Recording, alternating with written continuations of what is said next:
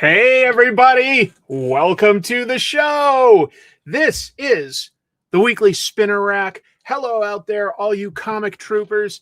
I am your host and your leader, your Rear Admiral, Chris. All right, we have a fantastic show for you tonight. If this is your first time, welcome. If you've been here before, thank you for coming back. Wow, that's very brave of you. No, this is a show about comics. We are going to talk about the latest comic book news, of which there is a lot this week. Didn't expect that. There's a lot of interesting stuff to discuss tonight, and there's some really cool comics to review. Boy, I am really sincerely loving Absolute Batman.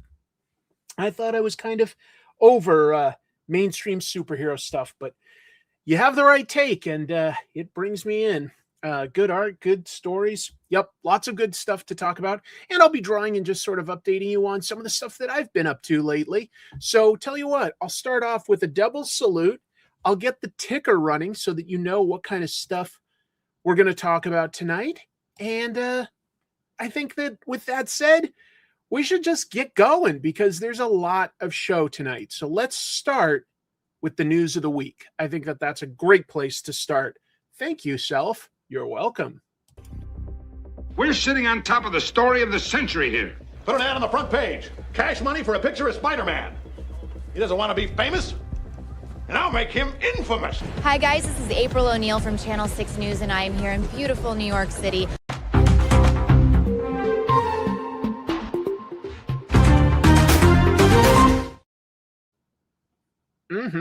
Yeah. All sorts of cool stuff. So, without too much ado, let's just acknowledge that that is, man, one hell of a thumbnail. Just nailed it. So, definitely is not overwhelming people with text when you see it about that small. No question. Very exciting for everybody when you talk about a comic from the 1940s. That's something that every comics fan is up to date on, right? Anyway, let's just get on with it. I'll start with something kind of light because I don't actually have a whole lot of either Marvel or DC news tonight. But there's lots of good news, that like cool news. Anyway, let's talk about some DC stuff. As you can see with this image, we're going to talk about the Mattel DC toys.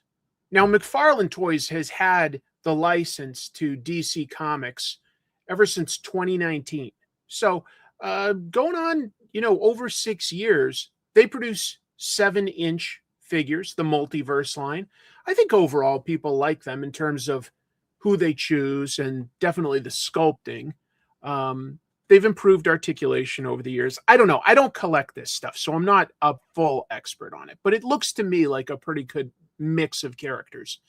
But the license does end this year. It's going back to Mattel, who had it before Todd McFarlane got it. So let's talk about that.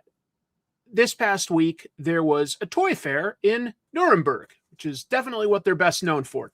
Just take my word on that one. Mattel teased an image of their upcoming DC figures. Those are going to be produced at a 6.5-inch scale. So it's not going to be quite the same scale. And I don't know if that matters to collectors or not, to be honest.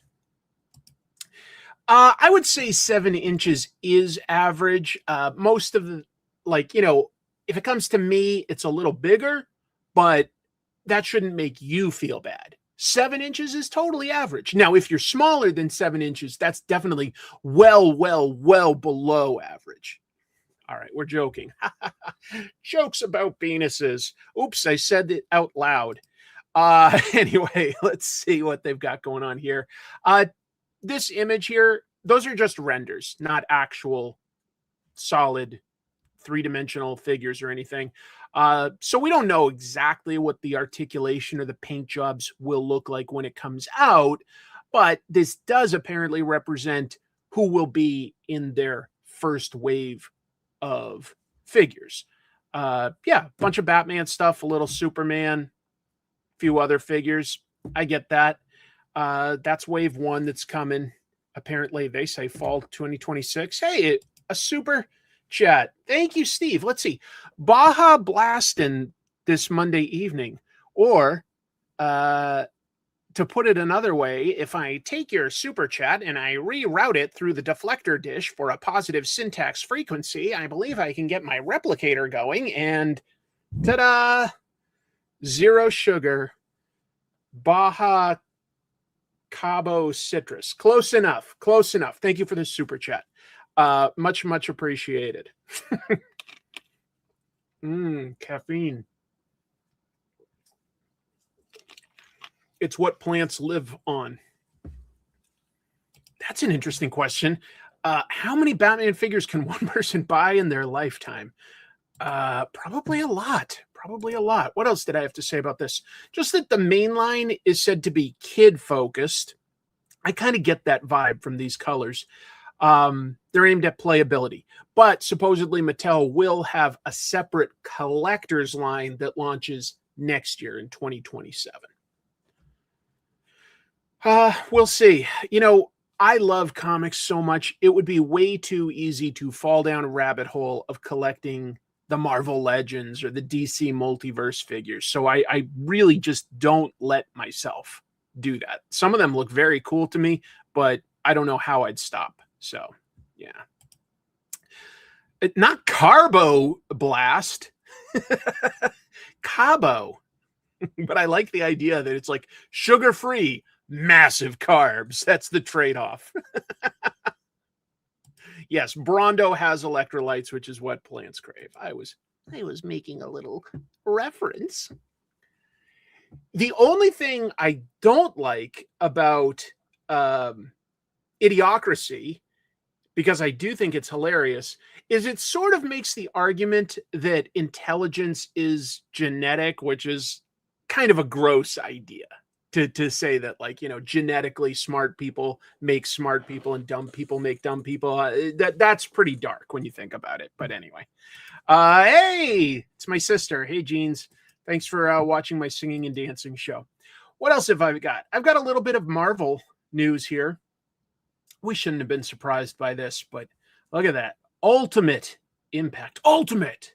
And they also decided to use Reborn, which I feel like Reborn has a slightly negative connotation in Marvel history because I feel like Heroes Reborn wasn't that well accepted. I don't know. It did okay.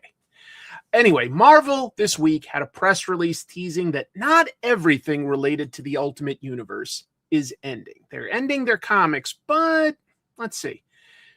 They wrote in part, quote, following the final issue of Ultimate Endgame in April, Reborn Ultimate Impact. Should I read that even more dramatically since they put it in all caps? Reborn Ultimate Impact will reveal the Ultimate Universe's lasting effect on the main Marvel universe. That lasting impact, not a character, a box. Wow. That's perfect. Comic readers love boxes. I'll explain. This will be a 5-issue series focusing on origin boxes, which the maker, the villain, weaponized. He stole superhero and supervillain powers, or the catalysts for their powers, and he put them in these sort of like high-tech boxes. It's a magic box that gives you powers. Anyway, Miles Morales brought 5 of those back to the main Marvel continuity. And now we're going to have everybody fight over them. The series is, it should be noted, it's written by regulars from the Ultimate line of comics. Writer Chris Condon, he was the writer of Ultimate Wolverine, and artist Stefano Caselli from Ultimate Black Panther. So I like that aspect, but I just feel like it feels very editorial based as compared to, you know, like a creator based. Like, hold on. Origin boxes, that gives me a wild idea. I don't know, just to take them away from the maker, I guess. So that's what's happening next. And if you ask me who these 2 people in the background are, I don't know. My best guess, new characters. I think that's probably the point of this miniseries. This guy at first I thought was something like Molecule Man, but the more I looked at it, I was like, oh, no, it isn't. It just sort of has a little bit of a zigzag pattern here. And then this guy, I don't know, maybe he's like a Kree, maybe he's just a cyborg. I have no idea. No idea. There you go. There's a tease for Marvel. What's coming up next? It could lead to something fun, depending on how clever the powers are and stuff like that. That's the hook. Oh, I know that comic book readers are always also people that want to break into comics. So not always, obviously, I'm exaggerating, but there's a lot of people that read comics that would love to make them. Well, if you're an artist specifically, Top Cow has a potential way in if you haven't already broken in. So Top Cow has launched a new talent search. This will be their 8th, according to them. The first one was back in 2012. So they haven't done it every single year since then, but obviously most of them. The contest says that Top Cow is searching for one previously unpublished artist whose work captures the tone, mythology, and energy of, and they're very specific about this, Witchblade and the Darkness. So, because they're looking for themselves. The selected artist will receive paid professional opportunities with Top Cow in 2027 and 2028, creating a direct pathway from emerging talent to published professional. Well, that's what people are always looking for. The contest runs through this July, and if you win, it will pay you a flat $2,000 for like one issue, as long as that issue is in turn both approved and published. Now, they even have like all sorts of rules in there that you should really read. Like, if you bail on something, they'll pay you $100 for every approved published page that you did finish if they use it. If they use it and you have bailed. So that's kind of nice, because like you're still getting paid something if you are the one that bailed. But there are very specific rules that I recommend you check out. The submission guidelines are on the landing page. There's a description in my, or I should say, there's a link in my description of this episode down below if this is the kind of thing you're interested in. And it calls for basically 8 pages of a script for either Witchblade or The Darkness. They've got the links to both of those. Previous winners, this has been a pathway to becoming a professional. They've had successful comic artists like, I'm not 100% sure how to pronounce her name. I think it's Teeny Howard. Isaac Goodhart. I love Isaac's work. He's fantastic. Also writers in the past, Stephanie Phillips. They've produced a lot of good talent. So anyway, if that seems like the kind of thing that you're potentially interested in, and you think that you've got the right look to do, Top Cow, Witchblade, or The Darkness, not like a cool Batman, not a cool Spider-Man, these characters. If you think you can do those characters in their style or a style that they would like, there is a link in the description of this episode. Go for it. Yeah, fortunately, you are specifically in this drawing one of their scripts. They are telling you, do not submit cool other pages or pitches or anything like that. This is very, very tightly focused, but it has led to other people getting opportunities in the industry that have gone on to do their own thing. So, yeah. Well, good luck, Brunson. I think that's a decent idea. I think it's a very fair contest and a potential good avenue in. Let's talk about some other Image stuff. Invincible news this week. So, with Invincible having both a video game that comes out in April, as well as the 4th season of the animated show on Amazon in March, Skybound is really pushing Invincible. They've already announced things like variant covers across the entire Image line. But this week, they announced that they've got 18 new licensees to produce Invincible merchandise. Now, a bunch of this stuff isn't really worth me boring you about. It's stickers and tabletop games and eyeglasses and shirts and hats. Some of that could end up being really fine and cool. But I do want to mention that they also got a new action figure maker. That could be interesting. So Super 7 was announced to be making action figures with Invincible for their Ultimates line, for their deluxe figures line, as well as things like Reaction and Reaction Plus. Those are like their 3.75-inch scale figures. And, you know, some of that is fun.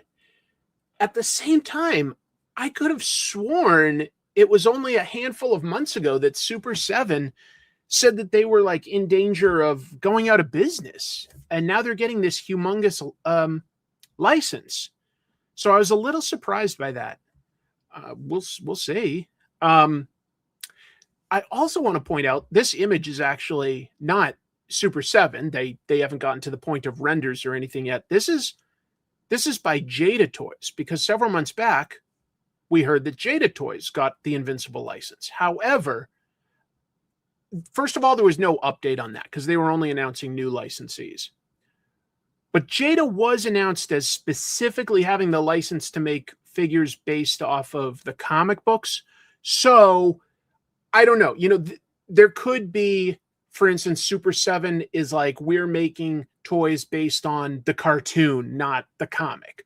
Or maybe they've carved it out and like Jada Toys can do, you know, like the 6-inch scale and Super 7 does a bigger scale. Because anyway, the Jada Toys were going to be like $35 for a 6-inch figure. Super 7's Ultimate figures are a little bigger, but they're like not that much bigger, 7 inches, and they're $60 a piece. I've seen a couple of their G.I. Joe, and I love G.I. Joe, and I was like, boy, I kind of like that figure, but I'm not personally paying $60 for an action figure. So I don't know. Yeah, anyway, I don't know if this means that all these licensees potentially are based only on the cartoon, not the comic, but I'm leaning towards thinking that could be the wrinkle. Ooh, good idea. Invincible has nice, strong teeth. Now you can too, with Invincible milk and Invincible toothpaste. And they taste good together. Invincible, the bed sheets. Was that a joke based on Spaceballs? I feel like that was a Spaceballs joke. Spaceballs, the bed sheets. I think Jada Toys has some really nice sculpts and big articulation. Are they a little expensive? Yeah, but all action figures are now, with both the cost of, you know, like the what's used to make the plastic as well as import tariff fees. And Jada's a smaller company than most. So it was Spaceballs. See, yeah. All you have to do is get super old and not senile, and you get references. What fun! I like Invincible a lot, though. Okay, I'll talk about what I put in the thumbnail, because I do think that this is pretty big news, depending on where it goes. So, Will Eisner's entire intellectual property, everything that's part of his estate, which includes his creation, The Spirit, probably that's the most famous thing he's for. That was almost English. I used a bunch of English words, just not anywhere close to the right order.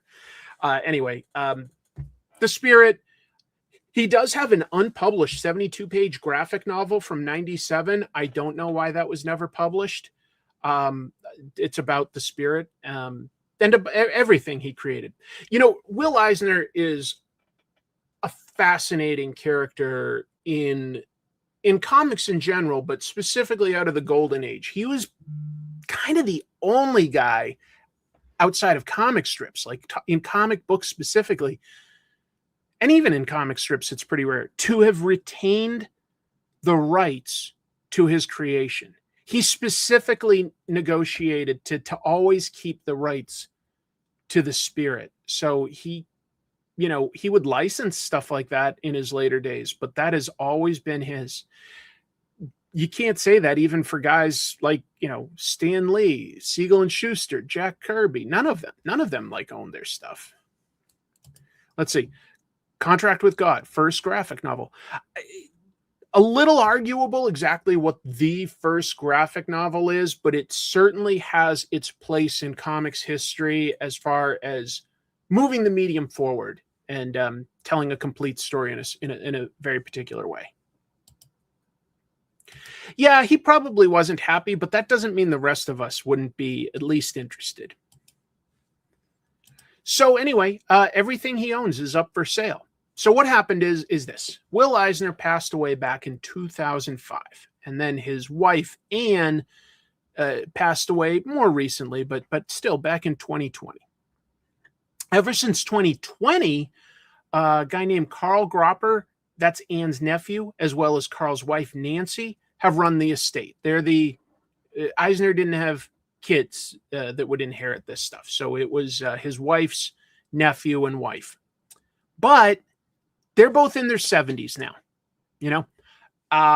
And they're just hoping to find a buyer that will keep Eisner's work in the public eye. They feel like, you know, they're too old to manage that stuff now. And they're in their twilight years. You know, it probably is the right time. There's no one else to hand it down to. So, yeah.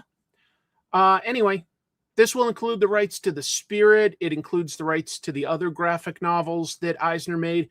Certainly Contract with God is a seminal one. I made an episode talking about The Dreamer. I think it's incredible. The plot is really good. Fagin the Jew is interesting. He made a lot of great graphic novels. He really did. What was the one about? Was it just called The Tenement? Or maybe I can't remember now. Anyway, all the licensed Spirit stories, that's technically his. So even though The Spirit has been published by, like, you know, DC and IDW and other publishers, Dark Horse, I think, that's all owned by right now the Groppers. So yeah, the sale's being handled by an investment bank, Grief and Company. I really sat down on this and was, you know, sort of adding up everything that Will Eisner made and trying to assign a value by looking at similar sales of intellectual property.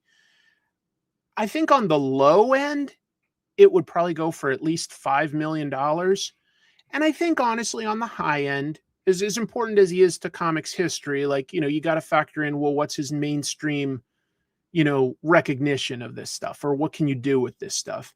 I would say $25 million might be on the high end. Who knows these days? You know, prices for graded comics keep surprising me.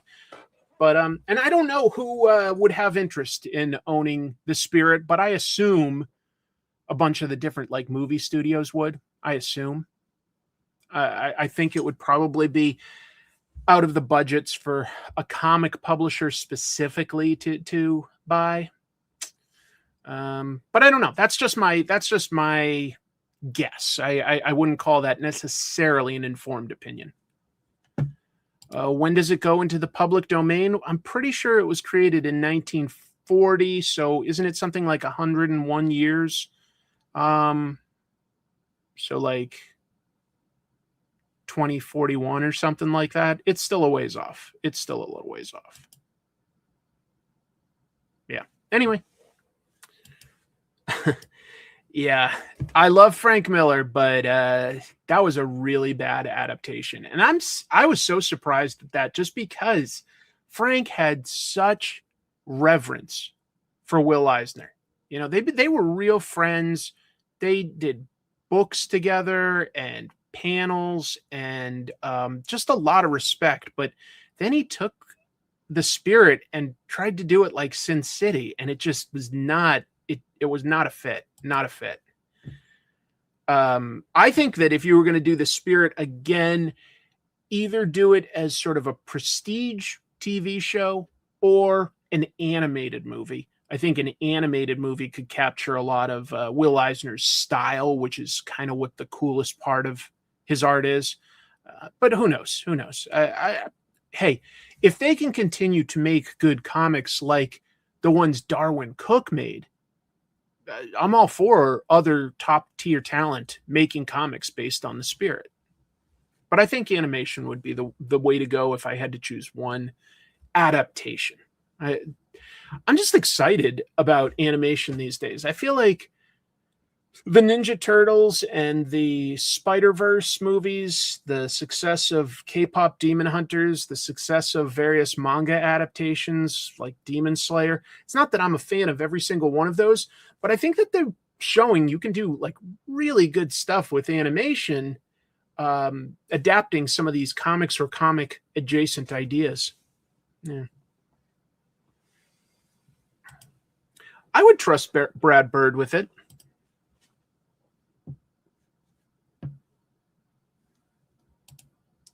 No, I haven't.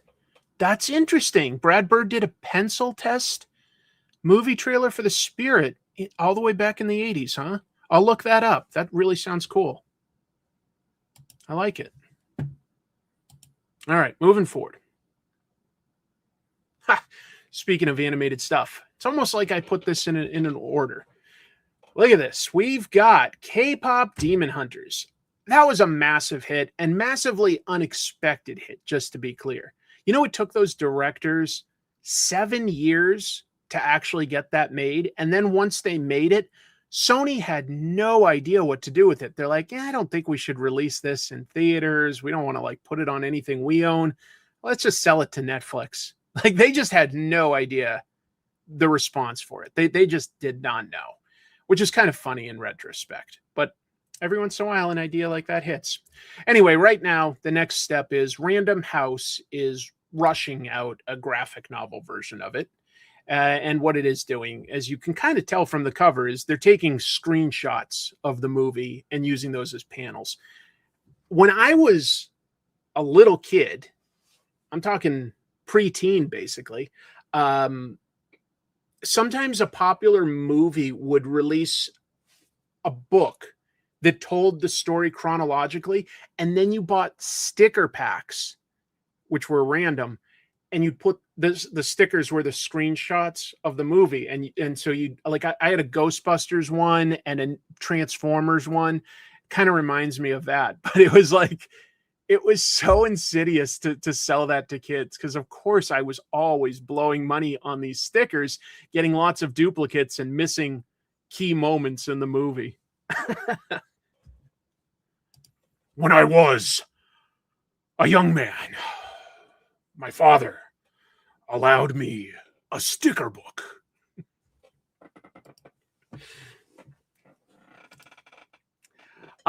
There will, though, apparently also be a graphic novel adaptation, and that will be created as a manhwa by actual South Korean comic book makers at some point. They haven't figured out who, but that is the plan. And that will probably do very well. If I had to guess, that sounds like a surefire hit.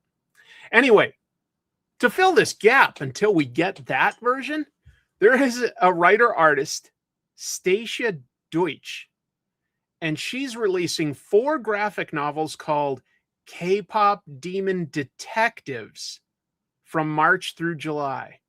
Do you think that this would lead to any grandmas getting confused? Honey, I know you like the K-pop Demon Hunters. I got you the new comic book version. Grandma, these are detectives, not hunters. Oh, what's the difference, sweetie? Don't hit me. No, don't throw me down the stairs again. You got it wrong, Grandma. This is what you get. K-pop. I tried. It's just so obviously designed to trick people. It's so obviously designed to trick everyone. Oh, well. Oh, man, this just broke today. It's a robbery, but it's a crazy one. Let me talk to you. Cape and Cowl. It's a comic book store. It's been around for more than a minute in Oakland, California. Today, they posted to their social media channels that they were robbed, and they included pictures. It's so new that there isn't even a news article out there yet. This is just from their social media.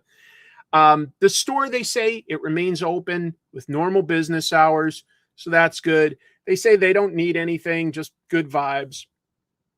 But it indicates from the pictures, the criminals literally broke through the wall to break in.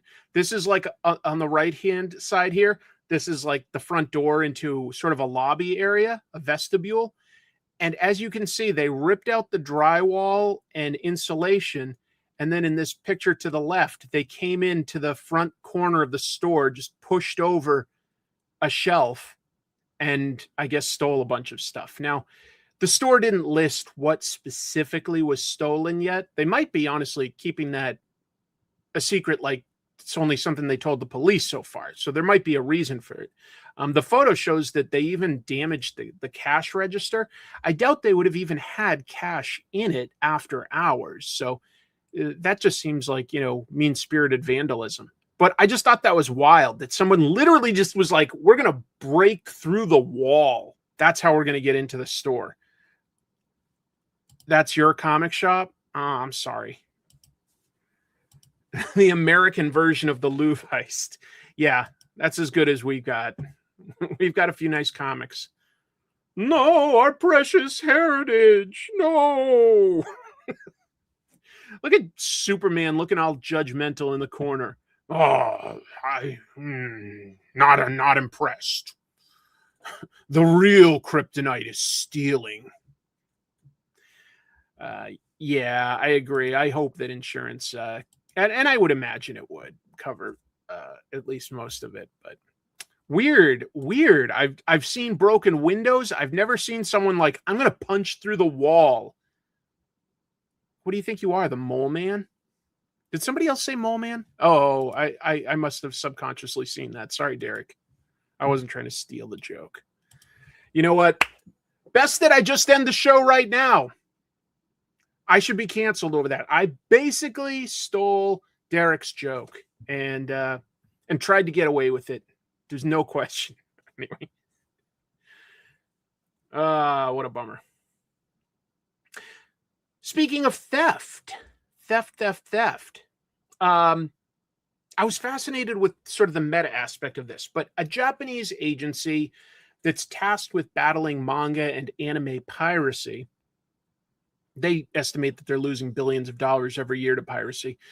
They teamed with authorities in China to shut down the biggest manga piracy site. If you follow any news at all, you would know that in terms of world politics, China and Japan have frosty at a best relationship right now. They do not get along. The new right-wing Japanese prime minister has said some awful things about China, and China in turn said, don't go to Japan for your vacations, and the people listened. It's crazy. They work together on this.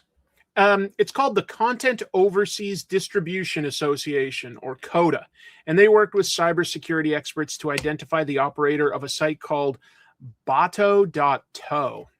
I don't know what TO stands for. What country would that be? What country would that have been based out of? I don't know. I don't know a whole lot about piracy, I guess.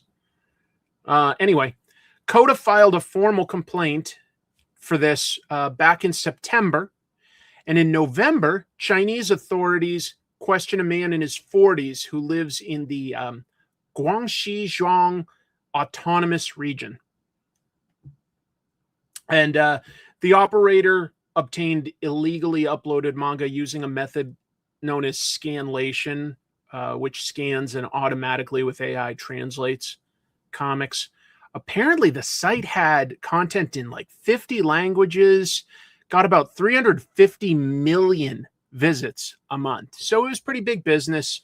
China and Japan worked together to get it shut down. No word on what kind of punishment, if any, comes. But yeah, the site is gone. Is it? Is TO for torrent? Oh, okay. I thought that it was like a country, kind of like how you'll have, .ca for Canada, or I want to say .jpn is Japan. It's things like that. It is interesting that they would like sort of work with them to shut it down. I just thought that was the most interesting part.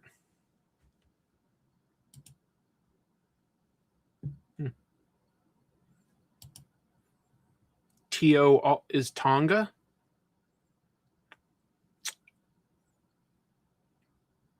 I'm sorry, I'm just thinking something through here.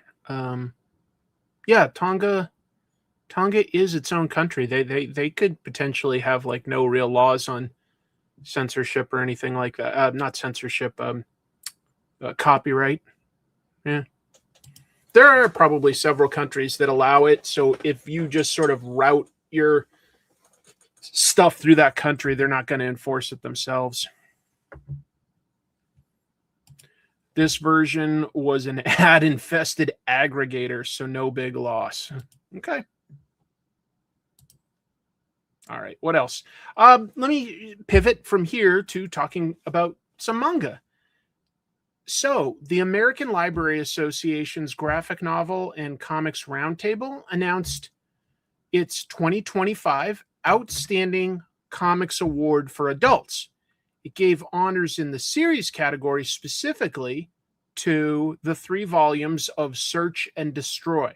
That's a manga by Atsushi Kaneko, originally published by Manga Splaining Extra. And then they partnered with Fantagraphics for a nice print edition. I have the first 2 volumes and I haven't read them yet. I feel bad about it because it has gotten a lot of acclaim. But yeah, Search and Destroy got the American Library Association honors this year, which is pretty cool. The manga, if you don't know, is an update to the Osamu Tezuka manga Dororo. Now, Dororo ran from 67 through 68 at publisher Shogakukan, and I forget who published the last few issues. It was another publisher. So it ran from 67 through 69. The original story, the one by Tezuka, followed a Ronin, a masterless samurai named Yakimaru, who has these prosthetic limbs that are made from they're like dead people, because it's set during Sengoku era Japan, and that was a period where Japan was just at a constant war, lots and lots of war. There were lots of so it's very much about that period as well as about the characters. There's a war orphan named Dororo, and she ends up tagging along with Hyakimaru.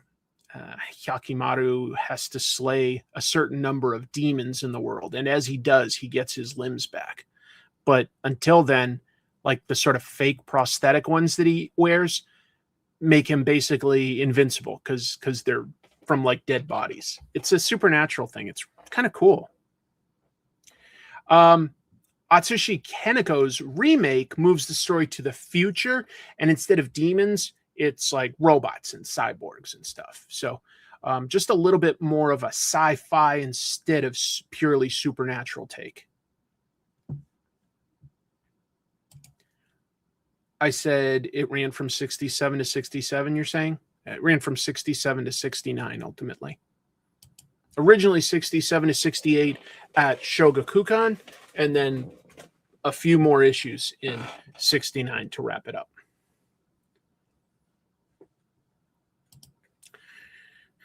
Webtoon, not quite manga, sort of similar.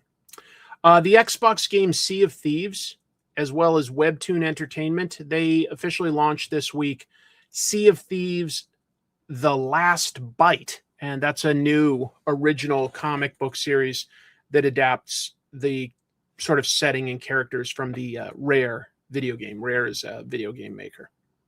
Man, do you guys have any favorite Rare games? Because there was a, N64 era, they could not be beat. GoldenEye, Banjo-Kazooie, they were so good. Perfect Zero, I want to say, Perfect Zero. So many good games.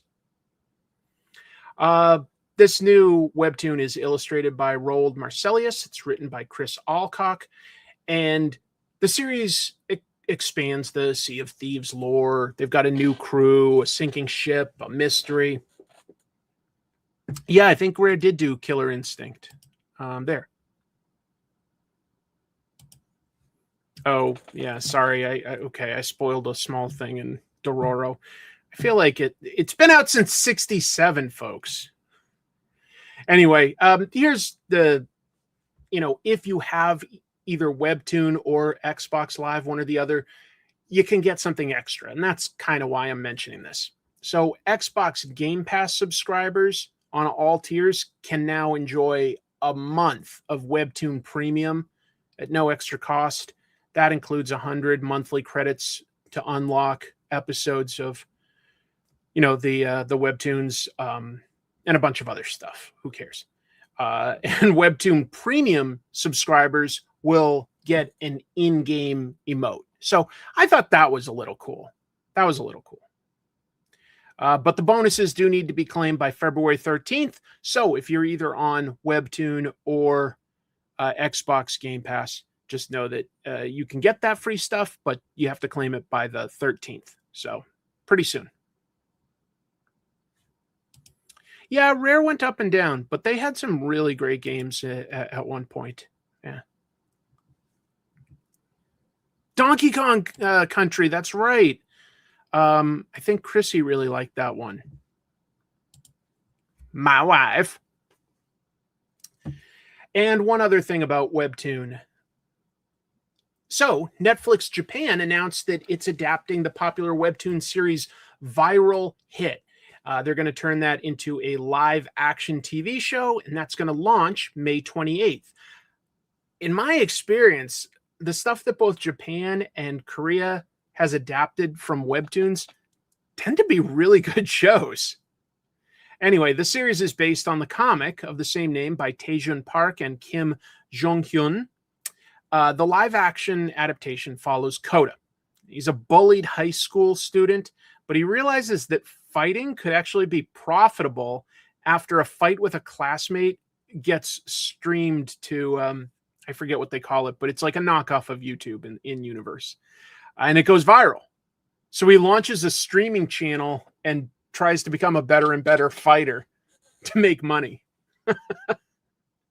The Webtoon began in Korea back in 2019. It ran through 2024. The English version, the adaptation, started in 2022. It's made up of 200 chapters. It's finished.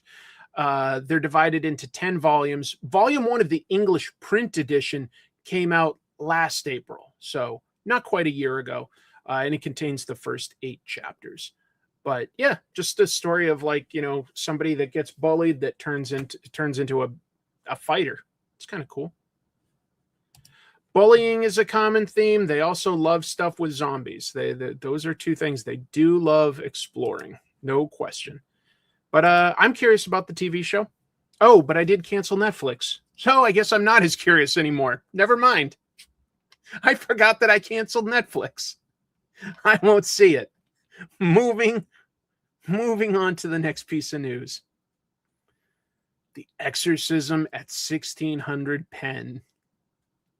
This week, Blumhouse, and they're the movie studio, if you don't know, behind The Purge, and I think they bought the Saw franchise. They did the recent Halloween trilogy that kept getting worse and worse as it went on. It started pretty good.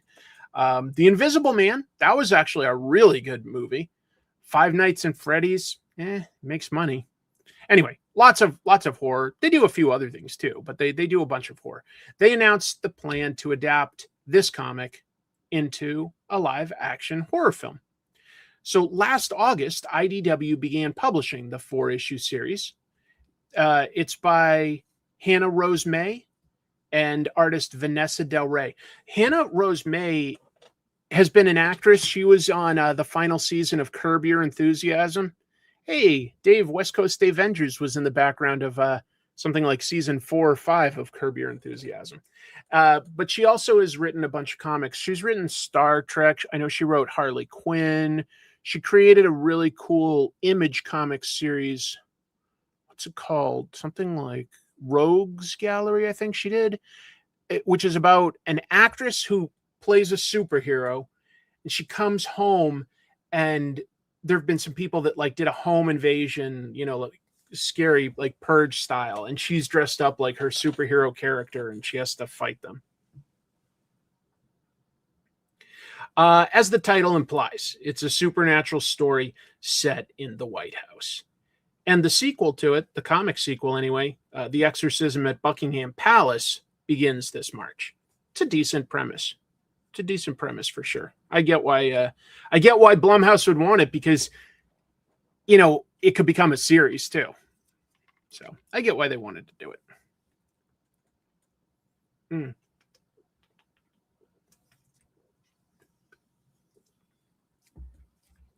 If you followed any comics news, you probably saw this week.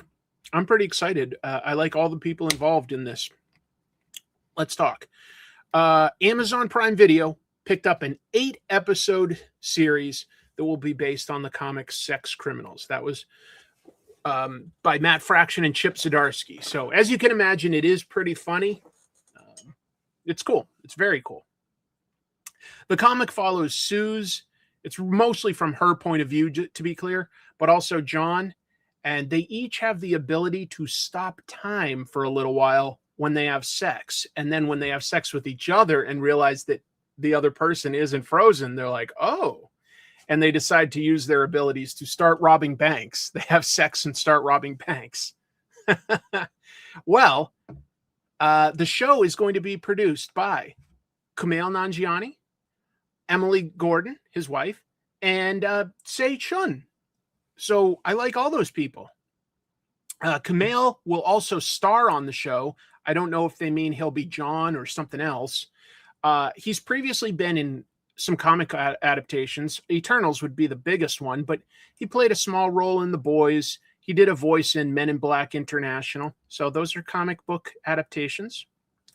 And Sei Chun, if you don't know, he was the showrunner and a writer, or at least like the producer and writer. No, I think he was the showrunner for that Gremlins prequel, Mogwai, which got good reviews. He's also the co-founder and the publisher of the comic book publisher TKO Studios. So if you've ever seen any of those comics, that's Sei Chun. So yeah, some people with some actual comic book credentials, some people that, you know, have done some good stuff in the past. And I think that that's a good fit for working on Sex Criminals. Yeah, they do take the idea to some interesting places. It's a very fun concept, and it just, yeah, it escalates. It escalates. I recommend it too, but yes, thank you. Kumail is, I think he could work, but they didn't say that specifically. So I don't know. I don't know. I hope it is. Back before he ever started doing TV and film, when he was doing stand-up, Kumail would also do a little bit of podcasting with his wife about video games.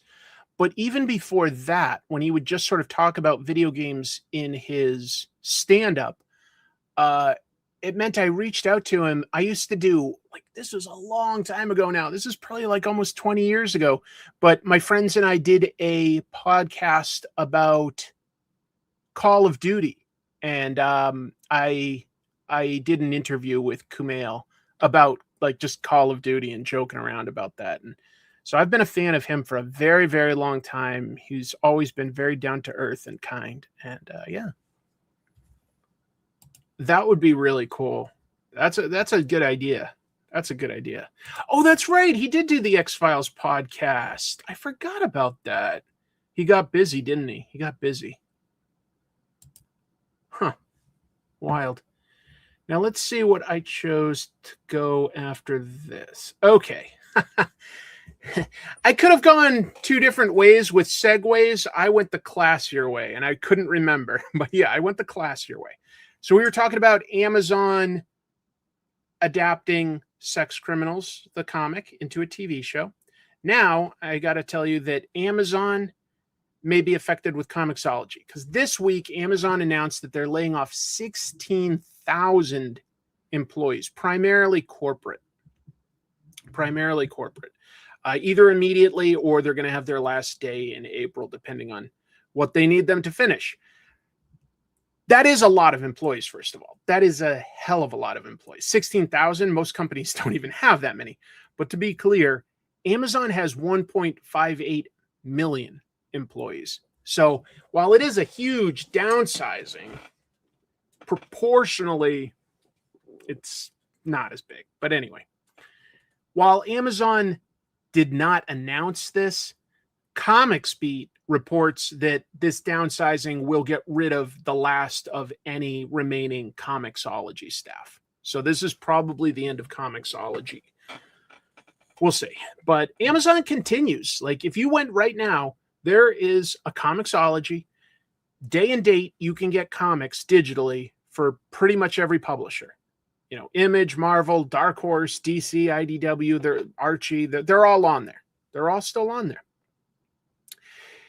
And they do still announce and release original comics that they make through their Comixology Originals imprint. Some of those have been good in the past. Amazon's CEO, Andy Jassy, he has written quite a bit in the recent days about how the company is rolling out generative AI agents to reduce the need for physical employees. So just know that even if the people at your company treat you well, be loyal to the people, never be loyal to the company. The company is only concerned about its bottom line. That is all a company can be. A company is an entity, not people. Hopefully that makes sense. But that is a lot of people they're laying off. That looks like it will likely be the end of Comixology. Comixology currently, it's just a landing page on the Amazon site, and Amazon outsourced all the jobs that convert the comics into the guided view version. They outsourced those overseas years ago. There's nobody that's like an actual Amazon employee doing that. They just run the marketing and the announcements and the originals, things like that. And now when you read the comics, it isn't done through the Comixology app. It's through the Kindle app. It's called Comixology, but it's just a brand for their comics. You have to read it through the Kindle app. So, and I don't think the Kindle app is that bad, to be honest, but it's just weird. Like, the Comixology used to be very easy to use because it was like an app where you could buy the comics through the app and read them through the app. Couldn't be easier. Amazon got greedy. They're like, no, every time you buy it that way, Apple or,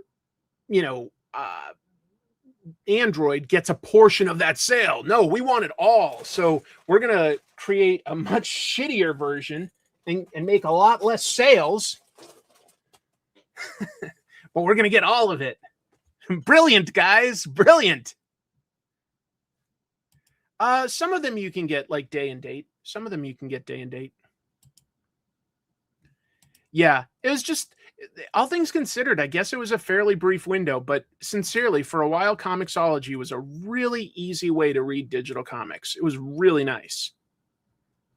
Yeah, for a while, they were definitely the first big one, and they were, for a little while, the best. So it's crazy that they kept shooting themselves in the foot. It wasn't like Amazon came in and shot off one toe. It's like they steadily, like every few months, shot off another of their toes. They just sat there just shooting their own foot again and again and again.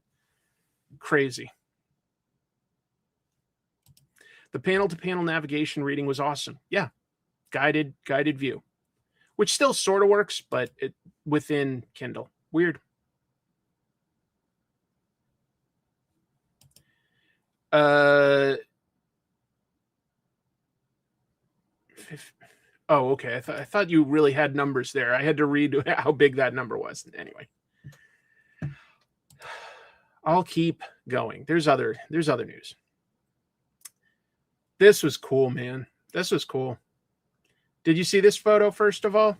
Let me know if you saw it, because it definitely made the rounds, both in news and social media. It made the rounds. Look at this badass just walking through a cloud like that. All right, so the owner of Dreamhaven Books and Comics in Minneapolis, it's a guy named Greg Ketter. He's been running that place for almost 5 decades. All right, coming up on that. It's an old store. He went viral this week when this photo by Thea Chattel, I'm guessing at the pronunciation there, shows this 69-year-old man just walking calmly through tear gas. He was at an anti-ICE protest. As you know, Minneapolis is pretty upset about how the ICE just casually murdered Alex Preddy and nothing seems to be happening. So Ketter was captured in this photo, just sort of calmly walking through a cloud of tear gas. He's been interviewed by a bunch of news. In an interview with CBS, Ketter said he didn't even know he was being photographed at the time. He wasn't like trying to make it about him. He was just angry about the situation. It was in his neighborhood, so he went, and he says he's being overwhelmed by the support for his store in the days following this going viral this past week.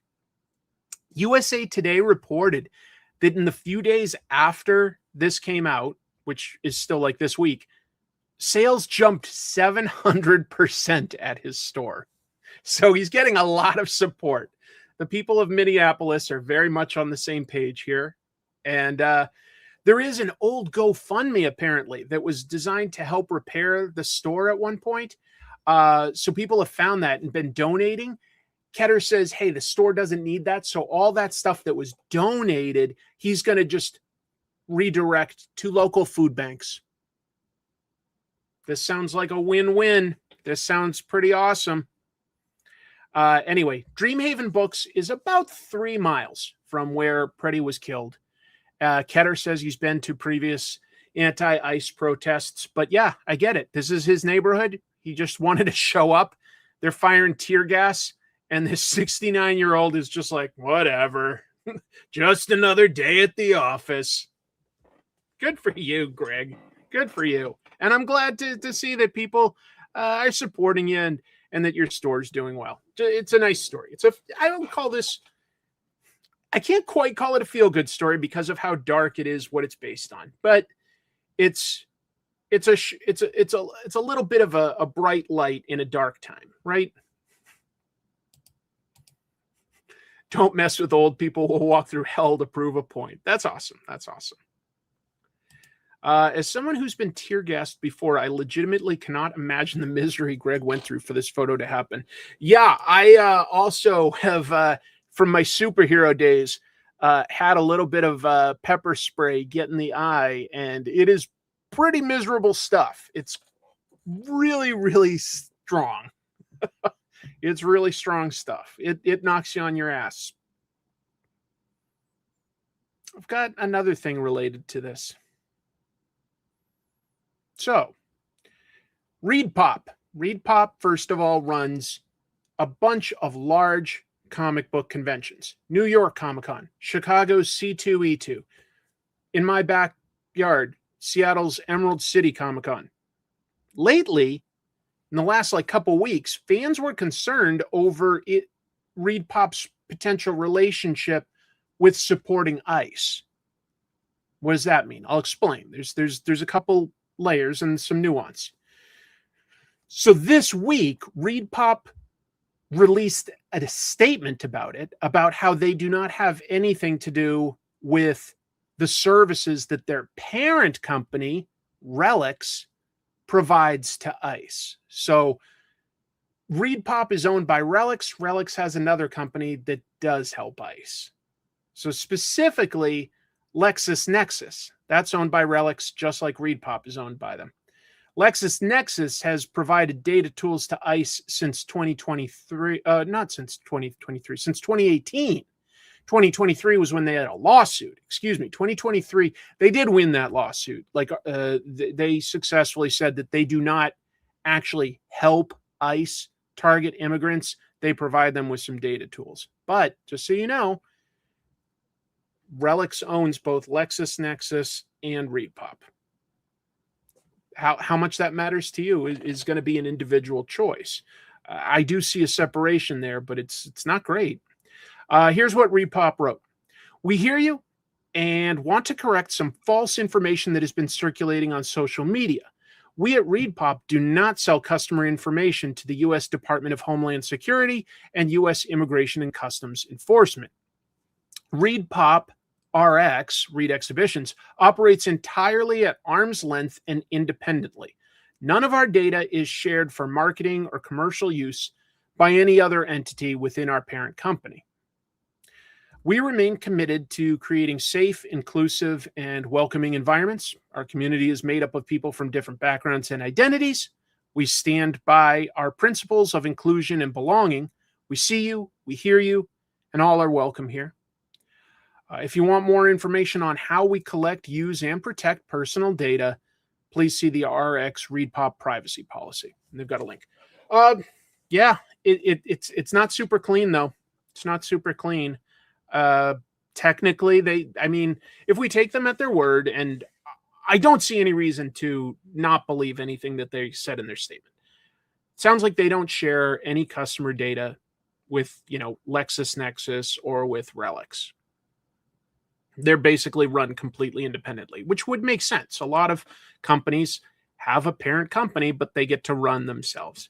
But it's not great to think that, they're profiting a company that, sells these tools to help an organization like ICE that's gone far, in my opinion, far beyond their purview. I don't think there's necessarily anything objectionable about the idea of enforcing our laws against illegal immigrants. However, I would also say that there are definitely levels to that. There are violent criminals that should be prioritized. Splitting up families, getting people by following them to their jobs. A lot of these people are paying taxes and doing work that overall benefits their communities, benefits us. So I don't think that a lot of these people are a threat and should certainly not be a priority. There are ways to find people that are a priority. Oh, they're going way beyond their prerogative. They're intruding on people ICEs without any correct warrants. They're going beyond their purview, pulling people out of their cars, arresting kids that are just related to the families. It's bonkers. It's bonkers. Anyway, it was news. It was obviously news enough that ReedPop felt the need to put out a statement. Personally, I think I'll still go to Emerald City and New York Comic-Con. But it does leave a gross taste in my mouth to think that there's a relationship. It does leave a gross taste. Yeah. Gross. So maybe I should have put that one first and the Greg one second, but because this is definitely the feel-good one, but it's the way I did it. All right. What else we got? Oh, hey, Owen. Always nice to see you, buddy. Glad to see you're covering the ReedPop news. I was looking into it recently as they also own. Oh, I didn't know that that was one of theirs, but I'm not surprised. MCM London Comic-Con, and we'll have to reconsider if I want to promote their events in the future. I also am going to put some more thought into it. I think I sort of get what's happening, but I got to think about it. I think that the scary thing about ICE is how unprofessional they are. I don't like that we have police or federal agents that are allowed to wear masks. I think that that's scary and creepy and weird. Creates a lack of accountability. And I think that they clearly haven't been given some basic training that hey, guess what? You're not going to be popular. People are going to say mean things to you. Part of this job is you have to let that roll off your back. But instead, they're getting mad and killing people. It's gross. It's gross. I think that they're comprised of some really dumb people. Just my take.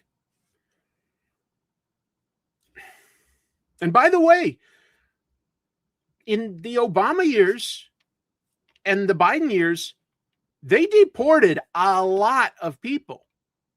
The deporting illegal immigrants is nothing new in this country. We've always done that. But we didn't kill them out in the middle of the street.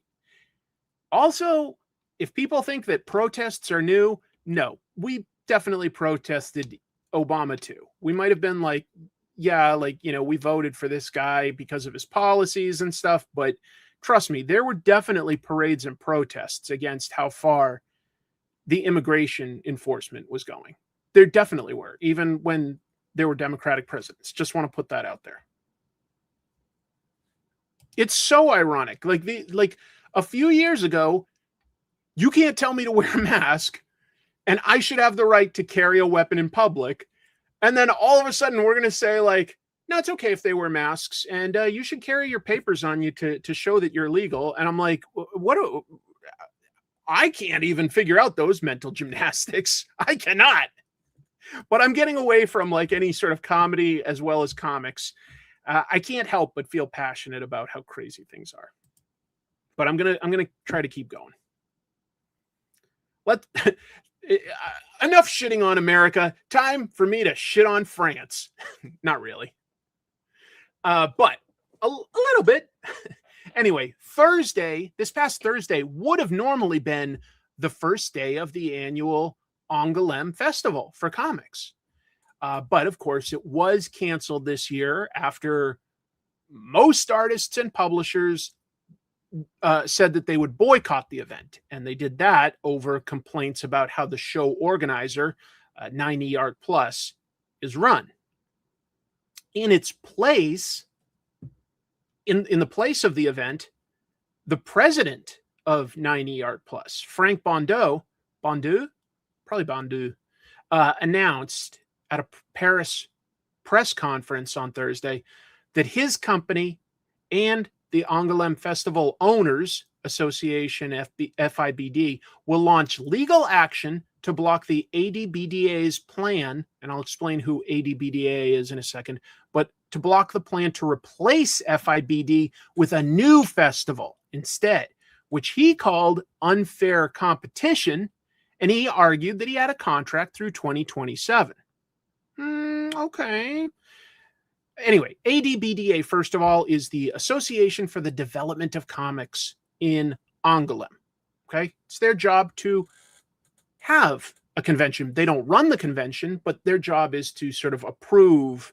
It's like it's a government / nonprofit type association thing.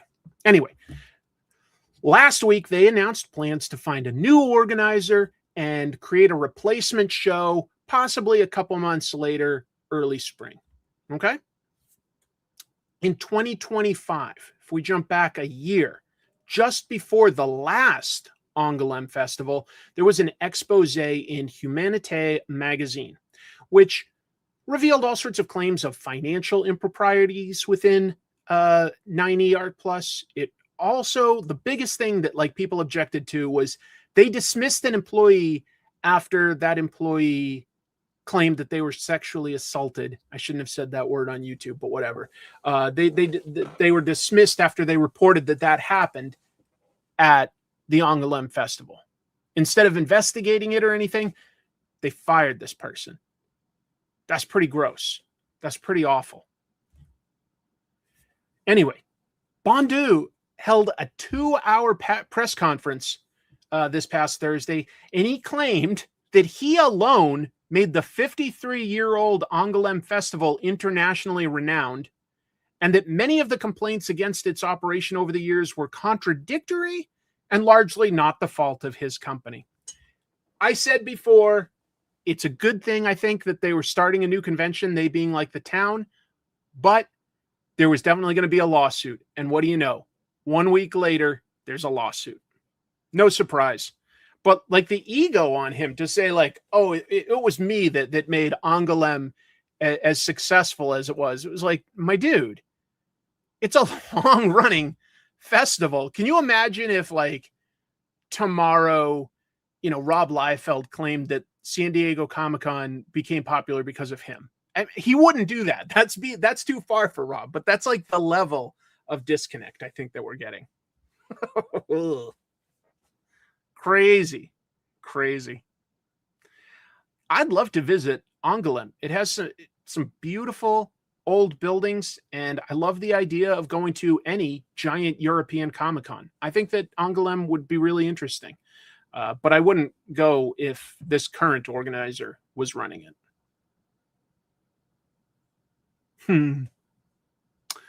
This happened today. Neil Gaiman chose now to defend himself against the SA allegations. Now, while like the week that the Epstein files and the elite are getting just roasted by the public over the horrible things they have done to various women, you choose this is the week to defend yourself. The timing on it is insane. Anyway, it was just over a year ago now that New York Magazine ran their expose that contained allegations from 9 women, not just one. There was one big story, but 9 different women that claimed that comics author Neil Gaiman, again, I'm trying to use the YouTube approved language, essayed them, or at least acted inappropriately, made them uncomfortable. Today, Gaiman spoke about it for the first time since then. Yeah, it's been a year, believe it or not. He's been quiet for a year. He said he was going to hire a public relations firm last time he talked. I don't know if he did or not. He wrote on his Substack blog that the accusations are completely false, completely, that there's no merit to them, and that they're parts of a smear campaign. I don't know who would want to smear him. He had a really good reputation. I don't know who would be behind that. In his defense, he linked to a blog that's called Technopathy, also a Substack blog. And he says that they actually did what the news wouldn't. They actually researched things and they clear his name. So I was like, well, I got to read it to at least see what he's talking about. Let me acknowledge this, first of all. The more I learn about Neil Gaiman, it disgusts that he also writes women horribly. I think that there are some exceptions. I don't think that you could really necessarily object to Coraline, but yeah, there are some gross things that definitely happen in Sandman in retrospect. Thank you for the support. I appreciate it. Anyway, Technopathy has been writing about how Gaiman is innocent since about July. Originally, they were talking, I think, about indigenous people's rights when they first started the blog, but they made this weird pivot since July where they write about how Neil Gaiman is innocent. Their latest update from earlier I said this month, but I actually meant January. It does not address the accusations from the 9 women. It tries to discredit some of the reporting and a little bit, like 1 or 2 of the people, but it's not, I don't know what Gaiman is talking about. It does not clear his name. Gaiman also says that he's currently writing a new novel. When the allegations came out, all of his TV shows were canceled, and the publishers that worked with him, like DC and Dark Horse, cut ties, which I think says a lot. I think that those people had a very large vested monetary interest in working with him. And don't get me wrong, DC is going to have to keep publishing things like Sandman if they want to retain, that intellectual property. But they obviously can't really build it in a new big way right now. Yeah, so I don't know. It's just a mess. It's really, really ugly. Overall though, I'm like, this is the week you chose to defend yourself. You didn't sort of take the temperature and go, I think I'll wait another month. I don't know. Did I see that one of the One Piece characters appeared at a recent anti-ICE rally, quoting, "Existing is not a crime"? No. Are you saying someone dressed in cosplay as one of the One Piece characters? I didn't see that in the news at all. No, I didn't. Oh, Neil, you broke all of our hearts. Frankie? That would not have been the character I would have guessed, but okay.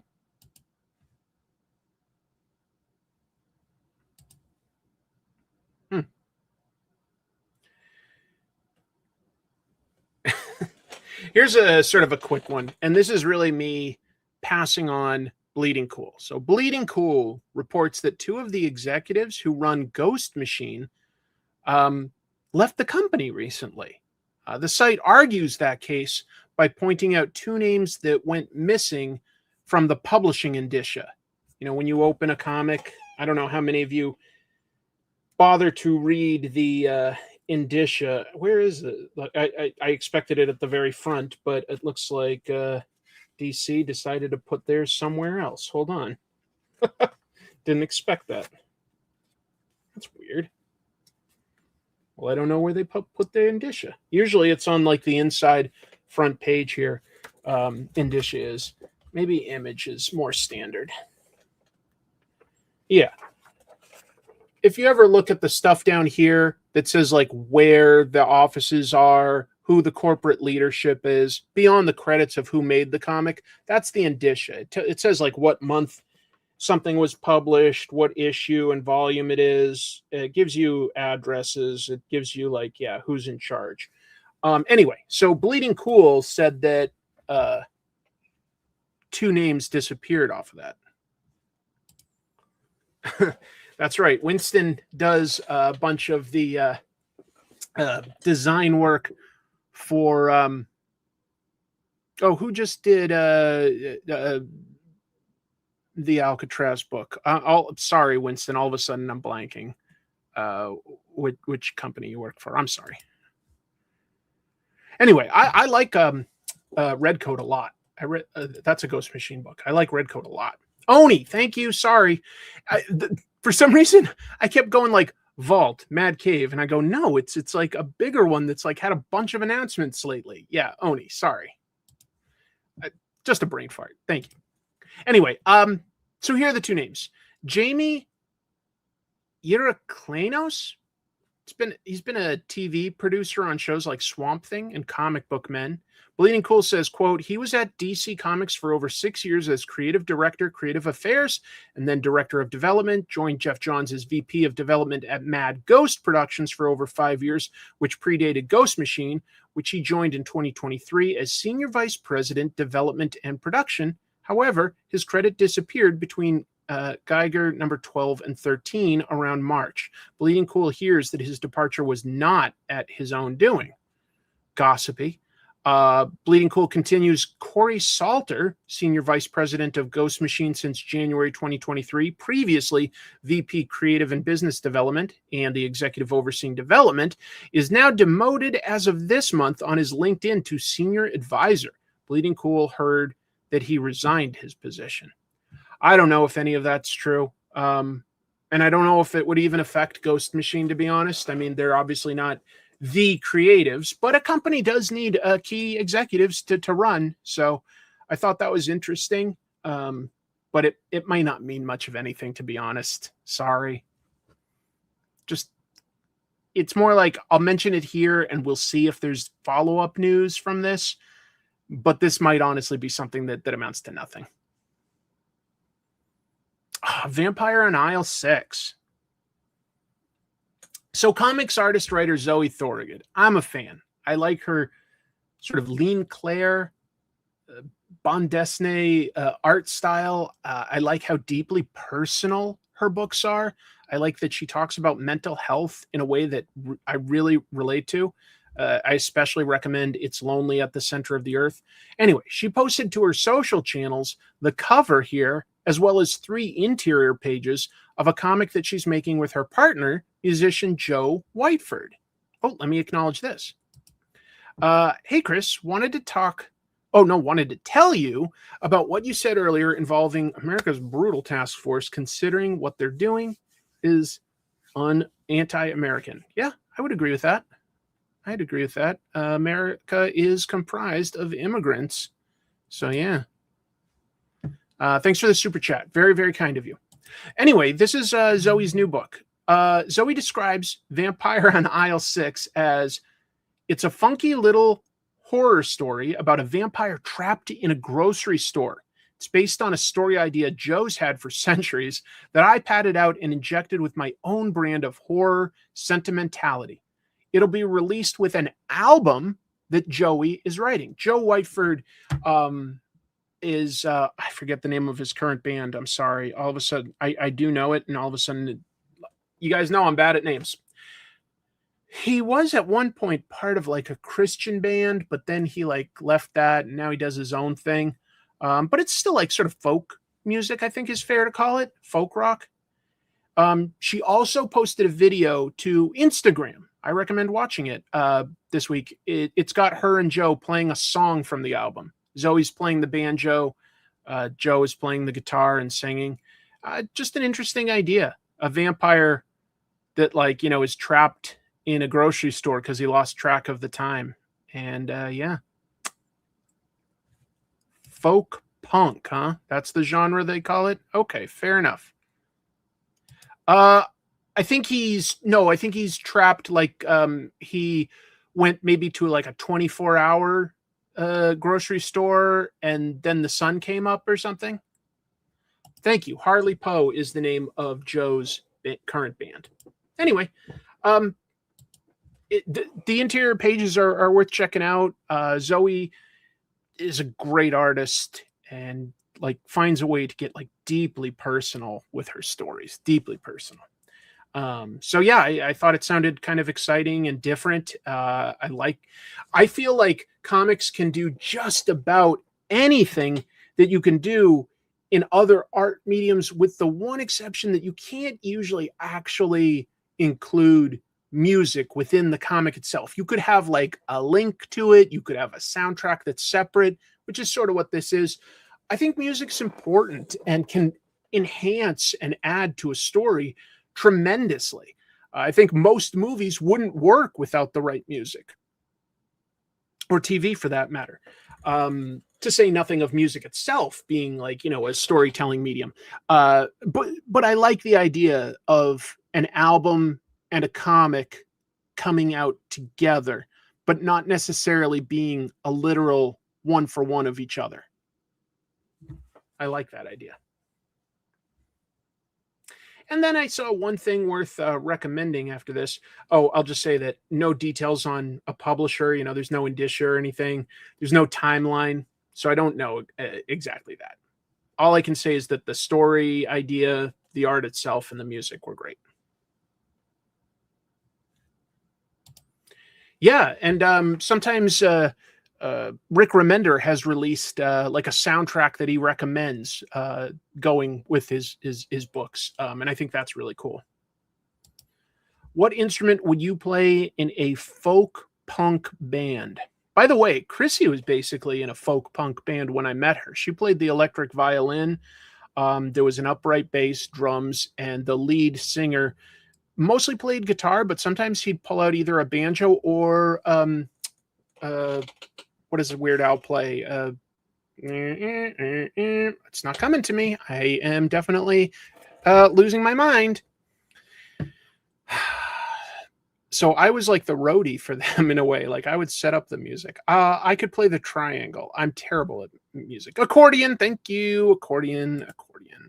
So yeah, Chrissy has a band called American Sinner. I bet that they still have some music out there if you wanted to look it up. She's great. She can play just about anything.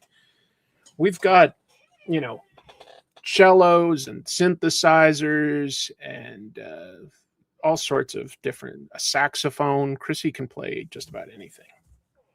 That's a good point too. Yeah. Cowl, also co-written by Radiant Black's Kyle Higgins. Kyle has a music background. Joe Clark, a friend of his, has a music background. Cowl has a soundtrack. Several of Kyle's comics have music associated with them. Well, I wouldn't say like still. I mean, that was a DC-based band, and we've lived here in Washington for over 14 years now. But yeah. Originally wanted to tell you in my message explaining who these people are, especially involving their real name and the term that they are labeled. That seems like a lot to read about. Yeah.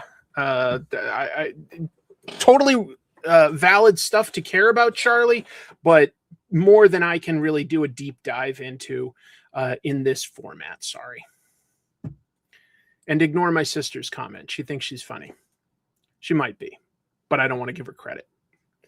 Okay, last thing is just an upcoming indie thing that sort of caught my eye. there's a group called Summit Comics that's launching a shared superhero universe. They're making an anthology with more than 30 creators. So like you read every superhero's origin all within one volume. It launched earlier this week as a 120-page comic. So it's $30 for the softcover or $60 for the hardcover. It's on Kickstarter. It's already hit its goal so that you would you'd basically be buying in. It's cape stuff. It's cape stuff, but by indie creators. Although cover here by Phil Hester, I thought that was kind of cool. So there's a link if that's, your kind of thing. Thought I'd mention that. But that is just one segment of the show that is the weekly spinner rack. The other one is we always spin. So everybody stand up and start spinning. No, the next part is we're going to do some reviews. We're going to draw tonight and talk about stuff that's happening outside of just comic book news, but still comic book related. Tell you what, let's just jump into the review segment. Let's review. Review it. The review. The reviews are in. I repeat, the reviews are in. Go to reviews. What? Speaking of bad reviews. Don't worry about that review. Let's review all the facts. All right, gentlemen, let's review. Before we do, let's review. Those reviews really came out fast. Maybe we can review some right now? I'm not going to review all that again. Now let's review. Not my worst review. Let's review, shall we? To review. I think I've reviewed about as much as I can. Yeah, timed that out all right. So I think that there were actually like 3 absolute books that all came out this week. Let me zoom out just a notch for that. But I think one of them was Absolute Flash. I'm not reading that one. It looks good. The only ones that really have hooked me are the Absolute Batman and Absolute Wonder Woman. So I'm trying to be ruthless and stick with what I enjoy the most. Last week, we got Absolute Wonder Woman, which was the first sort of crossover in the Absolute universe because Batman visited. Well, Absolute Batman issue 16 follows that up by having Batman call on his new ally Wonder Woman for some help. But I like how organic the story was. There is a reason for it. I got this Frank Cho variant. I like that cover. He's a very good artist. Anyway, one thing that's interesting is just that we got a couple pages showing that, hey, this Bruce Wayne has a day job and coworkers. And the story's been moving really fast, so we haven't had a lot of time to focus on that. But I do think that that would be an important element to flesh out over time, because Bruce Wayne needs to be a character as much as Batman does. And he has been. He's been a character in the relationships we've seen Bruce have with his friends and with his mother, things like that. But it's really, really important, I think, to show that he is blue collar. That's what's important and a difference here. We do get him visiting his friends. And by the way, look at Bane had just absolutely brutalized all of his friends. So his friend Oswald Cobblepot just looks horrible now. He's had all of his bones broken. Harvey Dent, is still mostly patched up so that we haven't really seen the full reveal of what this version of Two-Face will be. They're angry at Bruce, and there's some interesting drama going on there that's setting it up. But to this book's credit, it has not just jumped ahead and made these guys outright supervillains. They might still end up being reluctant friends or somewhere in the middle, which is interesting. But the story itself is related to them. And that's why it's important that we set that stuff up.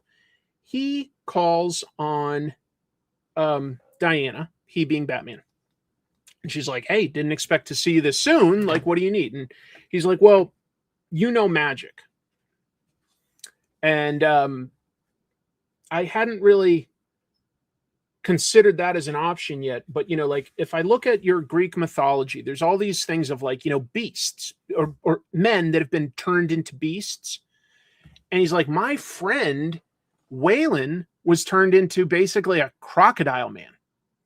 Do you have anything, you know, in your magical history that I could use to help my friend? And she's like, maybe. She's like, it's a stretch, but like we'd have to go on sort of a quest.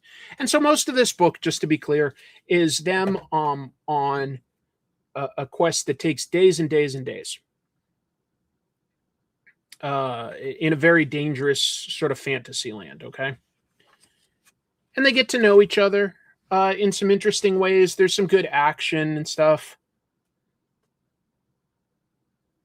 But it's about somebody looking for a way to help his friend. And I like that they didn't wait. Like, that it didn't take like a year for Batman to go, hey, wait a minute. I know somebody magical. I wonder if she could help. No, he like did it like the next day. He's like, oh, maybe I've got somebody that can help my friend. I kind of like that. It feels very organic. Yeah, Wonder Woman is big in this. Like the one thing I'll say for these heroes is that they are both big. Like Batman is a thick boy, but Wonder Woman is a giant, just about. You know what's interesting is I'm currently doing some pretty in-depth research on Nick Dragata's art history.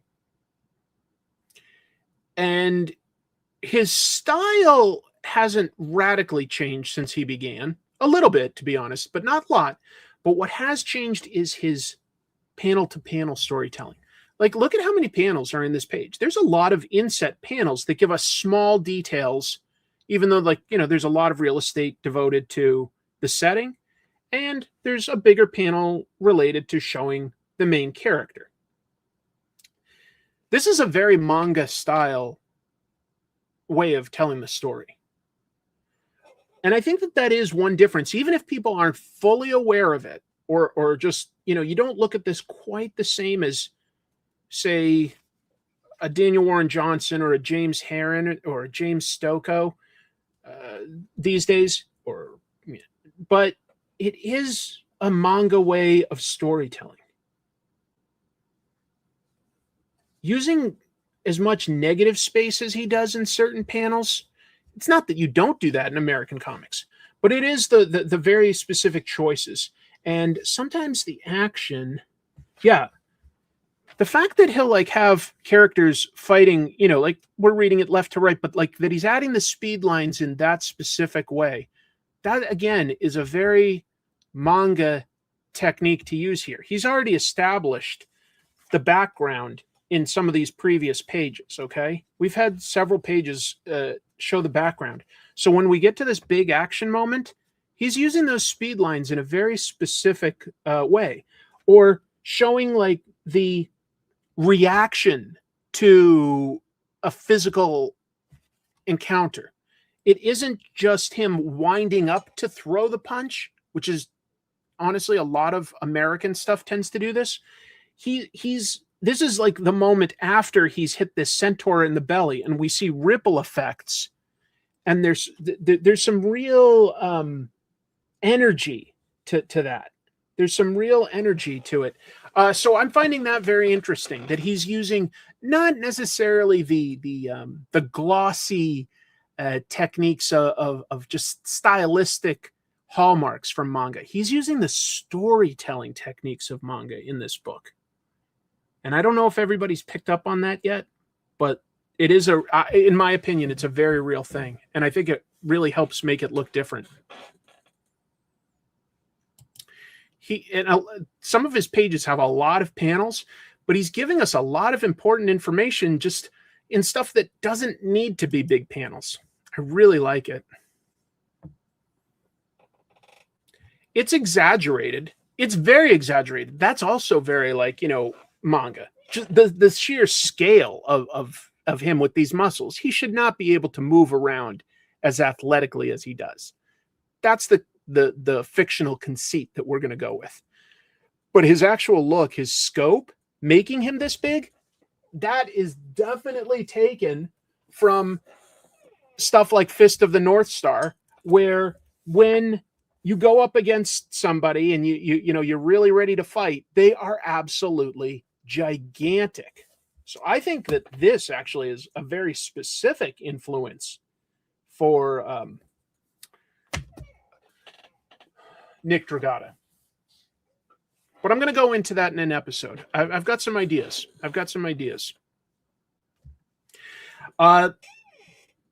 Look, in summation, I recommend this book. Issue 16. Another cool thing of it is that this is a told in one story. Does it refer to some events that have happened in other things? Yeah, but it tells a whole story in this.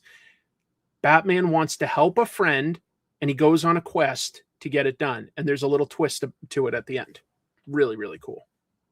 I'm going to zoom out just a notch more. Yeah. Oh, now it's not in focus. Is that in focus?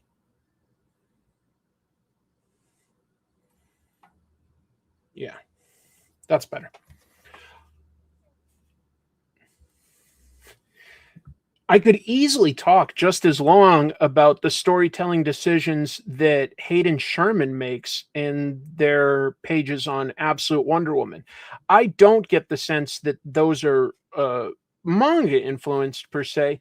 And in fact, I'm not 100% sure where some of these panel layout decisions came from. I noted in earlier issues and reviews that, if we're talking about good characters in sort of a safe place, you're going to get a lot of rounded panels here and there. It's very like organic and natural and stuff. This is like Diana's home, and you'll have very traditional panels or like a gentle curve here or there, right? It just sort of puts you at ease. When something gets argumentative or hostile, like in this case, Steve Trevor's having a hearing on the Senate floor, these panels actually have like an extra bit of an angle to them. They don't need to have this angle here. That if anything, that's reducing a tiny bit of real estate from the panel itself. But what does it do? It makes things feel like a little tighter and it spreads out as we see our introduction to Steve. But the lights being crisscross and like the angles to some of these panels, it feels like things are sharp and a little like threatening. Like there's a threat out there. It takes you out of the story. I only noticed this stuff on sort of a second reading, so that's interesting. I love it. I think it's a fascinating take on Wonder Woman herself. There's always going to be sort of triangular points to the pages that have the villains. And what this one does differently is, from the mainstream universe, I should say, is that Wonder Woman's enemy, Veronica Cale, works for the government, and she has put together an iteration of the Suicide Squad that is specifically tasked with taking down Wonder Woman. But there's there's unexpected stuff within that. For instance, one of the enemies in the Suicide Squad is clearly Cheetah, but it is not Barbara Minerva, because Barbara Minerva and Cheetah are in the same scene and they're not the same person.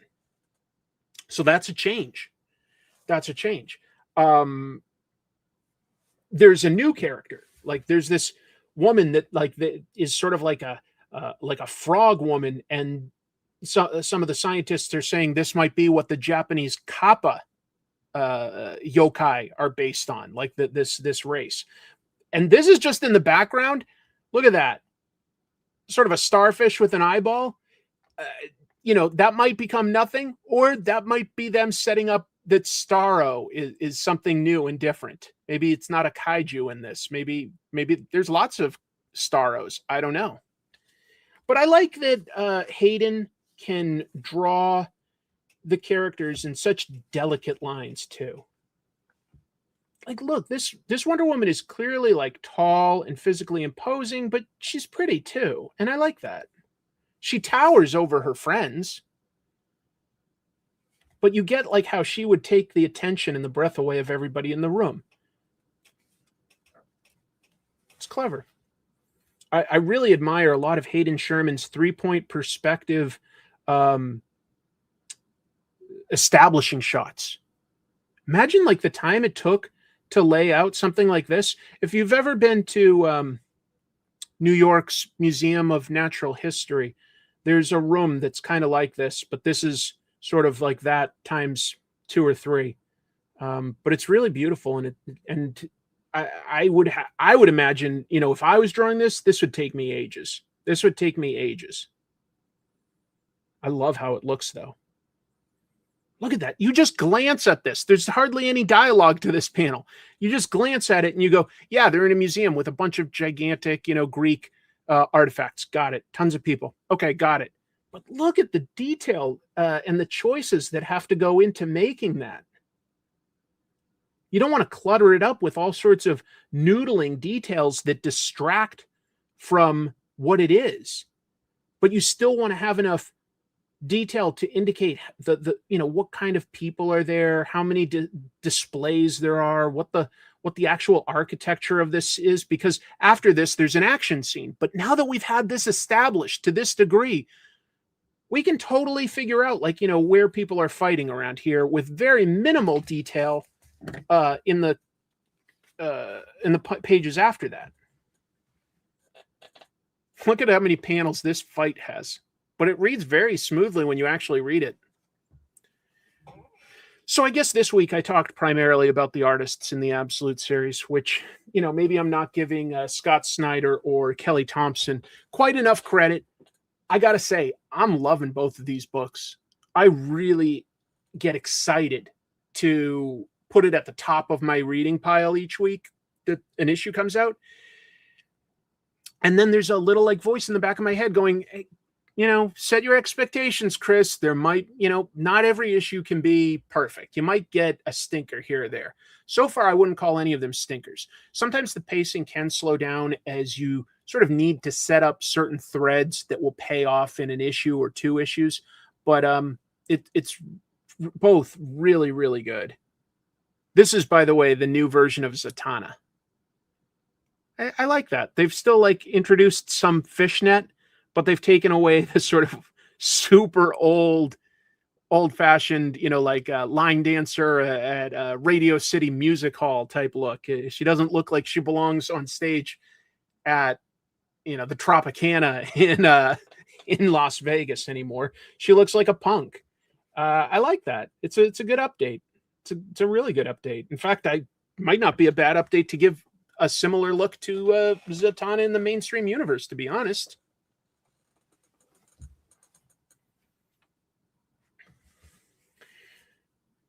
Feral issue 20 is a very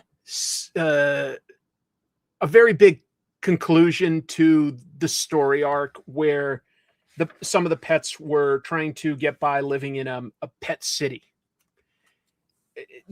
Everything just absolutely goes to shit. Several things at once because there's terrible leadership, and this was doomed from the beginning. You know, there are feral zombified cats in the actual store, and there are CDC agents doing a sweep of the city that are about to go in. So this is one of the gorier issues of Feral. I loved just how fast everything fell apart. Like, we've had hints that things could go bad. It got real bad, and I can't wait to see what the next arc is. It's not meant to be a feel good, but it does keep things moving. It keeps things moving at a great pace. And you know what I love is, well, 2 things. First of all, whenever there are humans, they're drawn more realistically than how the cats are drawn as cartoony type characters, right? But that's because we can hear them talk with each other and how they communicate, and we can see their expressions. But when people are introduced, they're very realistic.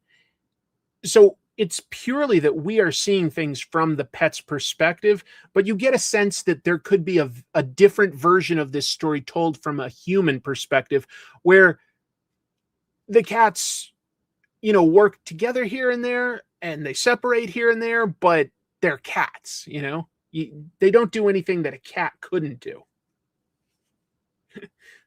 Lucky is the villain of the last arc, and it's very satisfying what happens to him.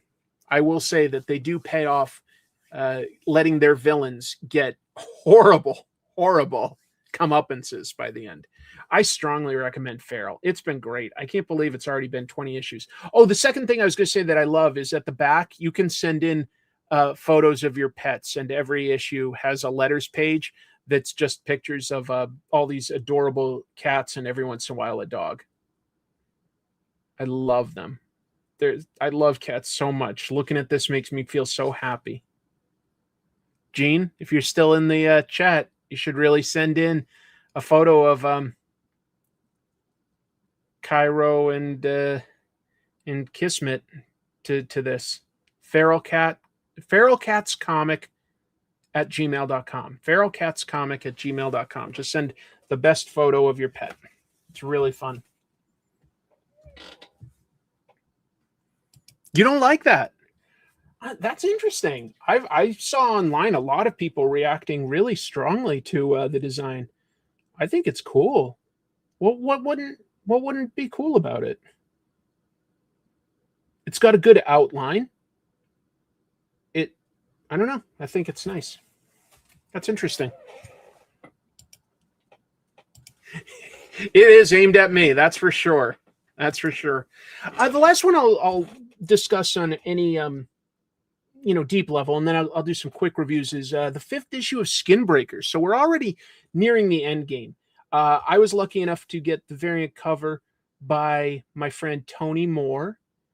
I'm very happy that Tony is doing all these covers for Robert these days. It's just amazing. We're at a point now, folks, where all of a sudden I'm getting comics by E.J. Sue and Mark Englert and Tony Moore, and they're all working with Robert again, which brings me back like over 20 years. It's just incredible. Send you the old issues? Maybe I should. Anyway, it's really fun for somebody that knows all these people to see them all getting to continue to collaborate. It's really nice. The main thing I'll say about this issue is that we are moving into this is really setting up a finale. And so it isn't the most action-packed. It's got some, but what it has is lots of tension. It has got, like, things are going bad now that this young guy, Paka, has displaced our main character, the elderly Enoch, as the tribe leader, and tried to go back to the old ways where they don't use traps or technology to get water and stuff. He wants to go back to the very simple hunter-gatherer system. But he's not realizing that the world moves on whether you want it to or not. And even though this is a very primitive society compared to the one we live in, the animals that they hunt and in turn hunt them have continued to sort of evolve over the last couple generations. And they're basically, I think it's that their territory is getting a little encroached, but they're more dangerous and they're more aggressive. And so you would have to adapt as a society to this. This is what they eat and what they hunt, but they're acting like they can just go out and they'll find one and kill it, and the tribe will eat for a month, and that's the old way. But they're encountering more and more of these, and they need to adapt with the times. And you really start to finally understand the price that this society is paying by not going with Enoch's ways of using technology. I like it. Oh, that's an interesting observation. Yeah, there is a little bit of Predator Badlands because we are talking about a hunter society. A hunter society. The artwork is my favorite that Finch has done. It is insanely detailed. And, when I had Robert on for a brief interview to talk about this, like a couple months ago, he talked about how this has been years in the making. When you look at it, you're like, yeah, I get it now. David Finch spent years noodling away at little details. Now, to his credit, I would say those details do not distract, which you can do with too much. But did he have to show all this texture to the ridges of the inside of this creature's mouth, or all these little blades of grass here? He didn't have to, but it does look pretty damn good. It does look pretty damned good. Anyway, it's full of a lot of tension as we see things get pushed to a point where nothing can get ignored anymore. The danger of the animals, the fact that Enoch is still out there and has been, dishonored by not letting himself be killed in ritual combat. He's just still trying to help his clan because he feels that he can do more for them. And he's right, but you understand to a degree where the bad guys are coming from too. Yeah.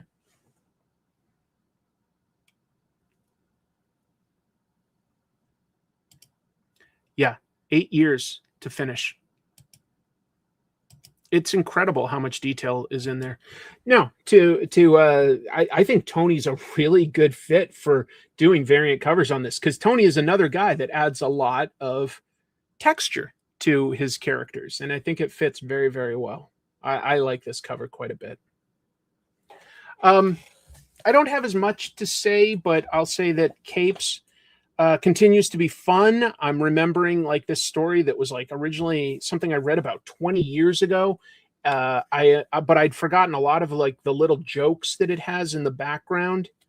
For instance, some characters go to a restaurant called the Burgundy Loaf. That's a reference to a Mr. Show sketch. Yeah. It was not old back then. It is kind of now. One of the marketing guys that works at Capes, business of superheroes that work on an hourly. It's just Ali G. So some of that stuff's a little dated, but a lot of this artwork, almost every panel has been updated by Mark, and looks great. Really looks nice. There's a few panels in this where you can really see. Like, look at how much Mark is influenced by Eric Larson. I think if Mark drew everything in this from scratch today, it wouldn't look quite as much as Larson, but he is still sort of updating the panels that he drew back then and just sort of like trying to clean them up or correct the perspective, make them look a little better, not as rushed. But that's very Larson-y, very Eric Larson-y. It's good. Some good twist turns. There's good jokes. Colors are great. Boy, does some of this get gory too. People getting ripped in half. Classic. A lot of Kirkman this week. Skinbreaker, Capes, Void Rivals. Void Rivals continues to find a way to make the new characters that he's creating just as interesting as all the old, Transformers type stuff. This is enjoyable. G.I. Joe, I liked but didn't love this issue. It's sort of a one-shot that introduces the Energon Universe version of Roadblock, who has retired from active duty and runs a food truck, but then stuff that the Crimson twins, Tomax and Zaymot, does seems like it's pushing him to go back to active duty. It's fun. It's good. Look. He picks up a 50 cal, which only Roadblock can actually do, and actually aim with some accuracy. There's some good action in this. It just also doesn't feel like it moves the story forward a whole lot. But I guess we need these characters here or there. It's okay. I would say that as far as best issue this week, it's going to come down for me to either Skinbreaker or Absolute Batman, and they're both strong recommends. But I do think that ultimately Absolute Batman number 16, it was kind of a quick story, but there's an emotional beat with Bruce making his peace with his late father. There's some great action and like a genuine friendship and camaraderie between him and Wonder Woman that I believe in and still feels a little different. I think I'll choose this as my book of the week.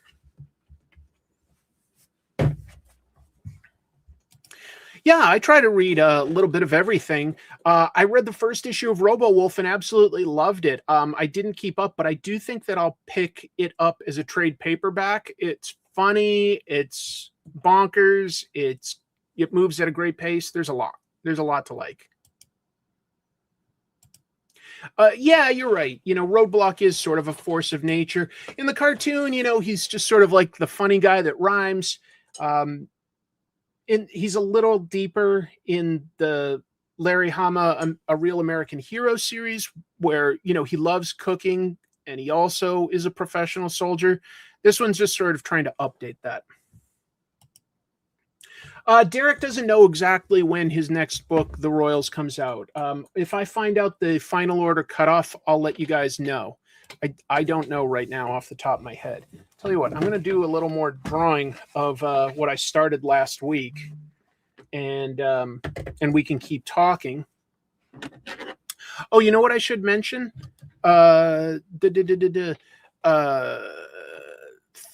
Thursday, I believe, is the final day to order on Jim Mahfood's Kickstarter, Arachnid Enforcer. You can still do a late pledge. So if you haven't yet, but you've been on the fence, you can still buy the book. And I strongly recommend it. I've seen a bunch of pages, and I think it looks fantastic, like really, really cool.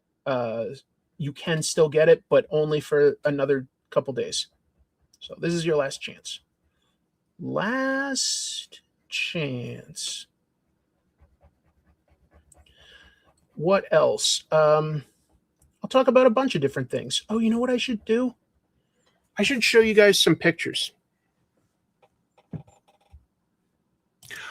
I missed picking up Infernal Hulk number 3, so I am behind on that. I missed it for some reason.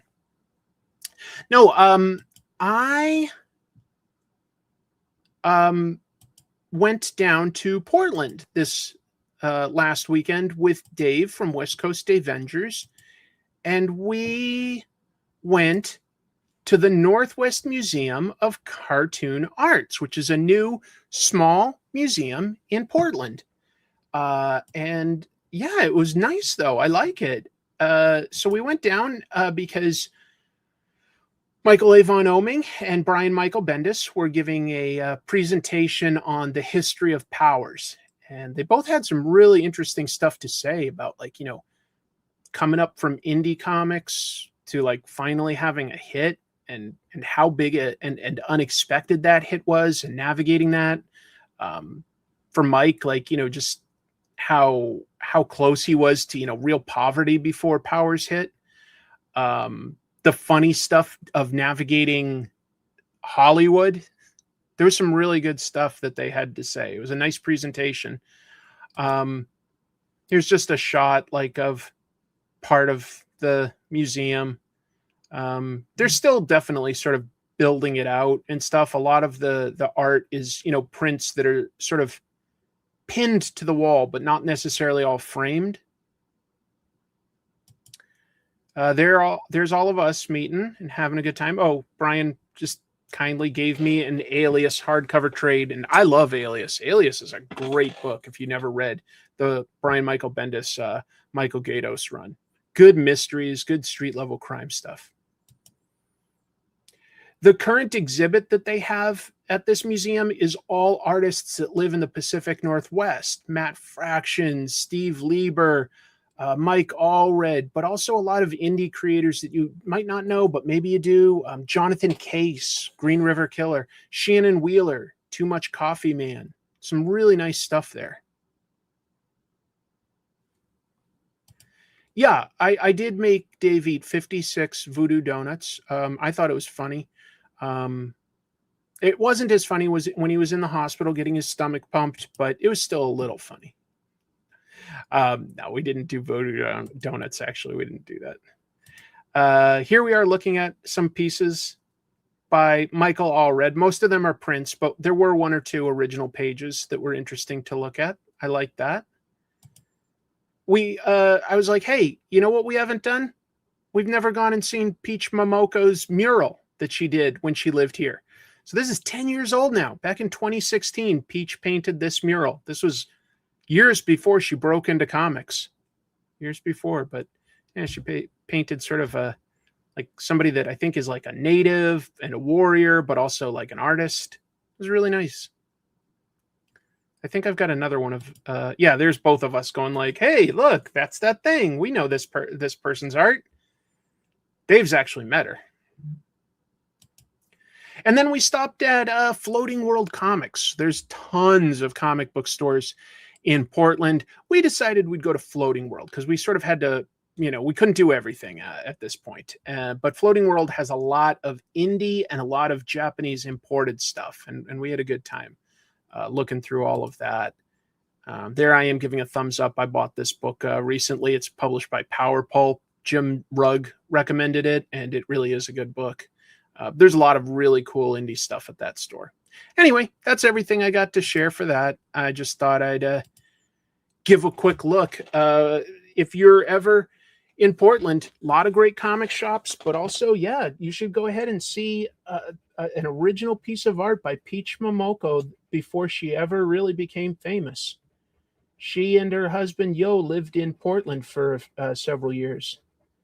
And then they, I think, moved down to LA for a little while and then back to Japan.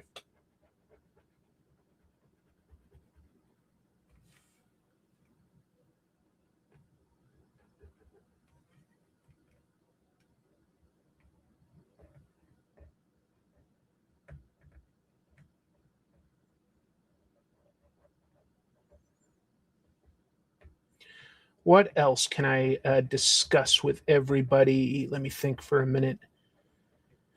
Oh,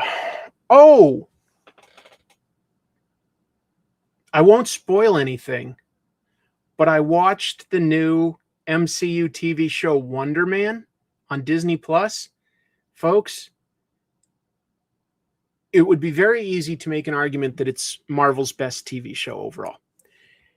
Is it action-packed? No, that's not what it is. But is it about something real? Yes, and it makes you feel good.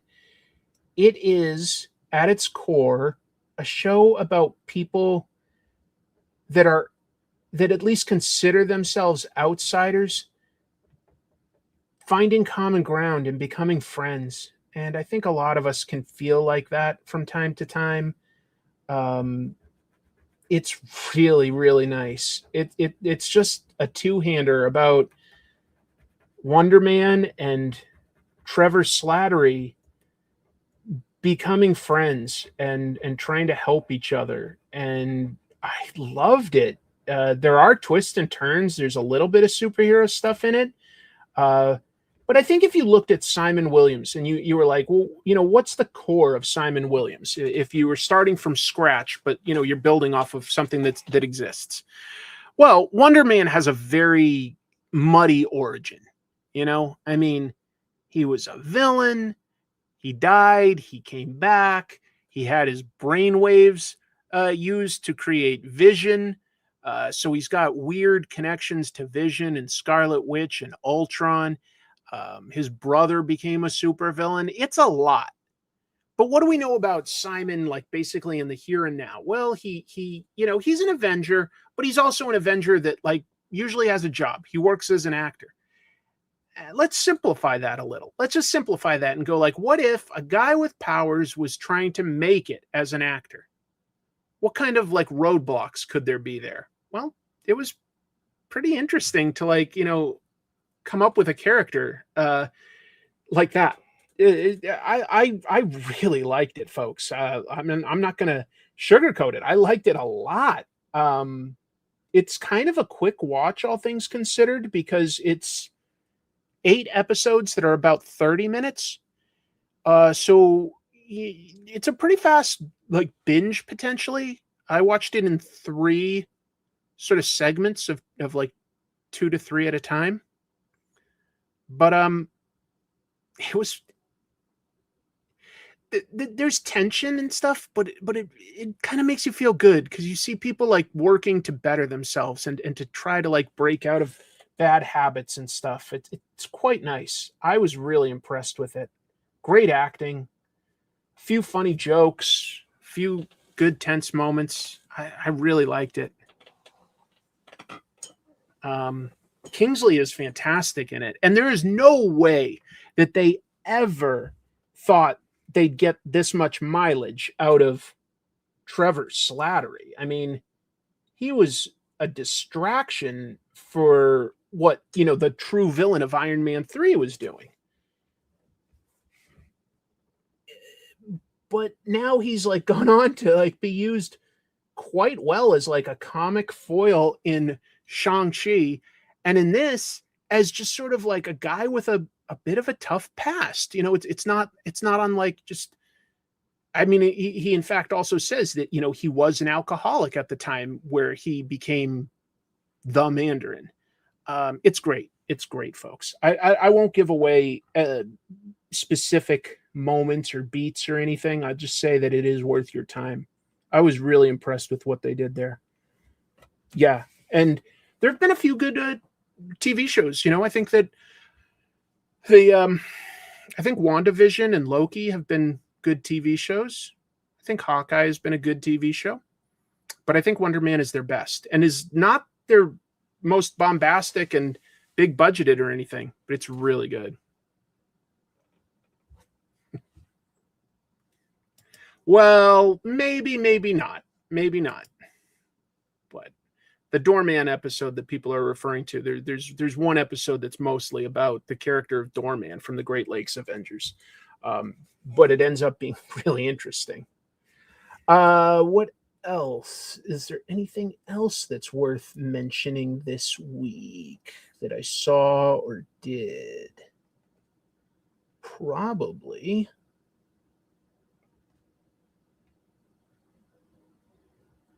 Thinking.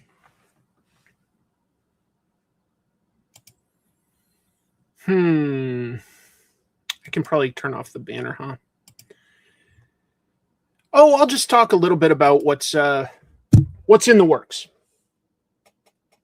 I'm working on comic tropes. I'm definitely having a little bit of writer's block in getting the next episode perfect. So I may do a story time sort of fill-in episode since the episode I'm doing on Nick Dragata is taking a little longer than I sort of want it to.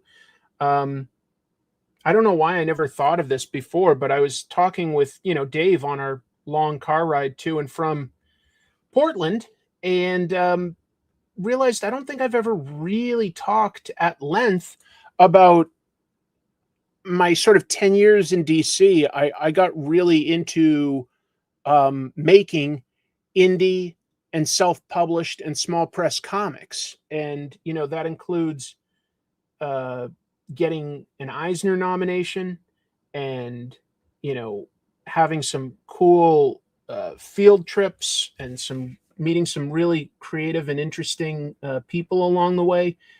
So I think I will, I think I might do a story time about, the stuff I did in sort of my indie comics days there. And how it really did lead to me meeting my wife and, created a whole host of cool opportunities. Like I said, I got to make a comic that got nominated for an Eisner. And I don't think everybody always knows that because I don't talk about it a ton. But I think it would be interesting to talk about my background in comics and how I've penciled and written and inked and colored and lettered and done pre-production and marketing and done all that stuff. So I think I might do one about that sometime very, very soon. Like just a sort of a story time where I'm talking to the camera and just talking.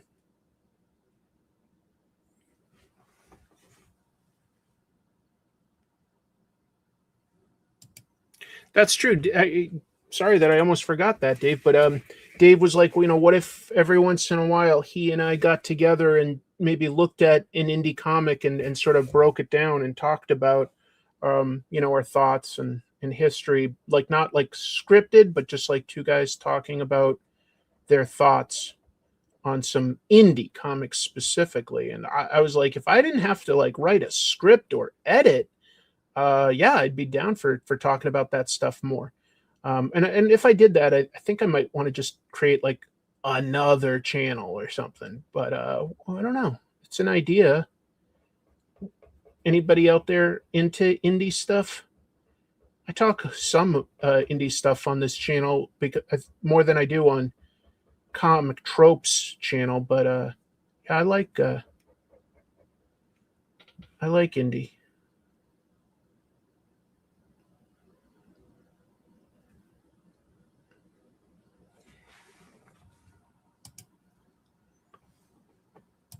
Yes. Do you have a hard time drawing female characters like Wonder Woman? I wouldn't say I'm great at anything. Maybe I have a little trouble, but I've never really considered it a roadblock. Is there anything else that I should cover and discuss?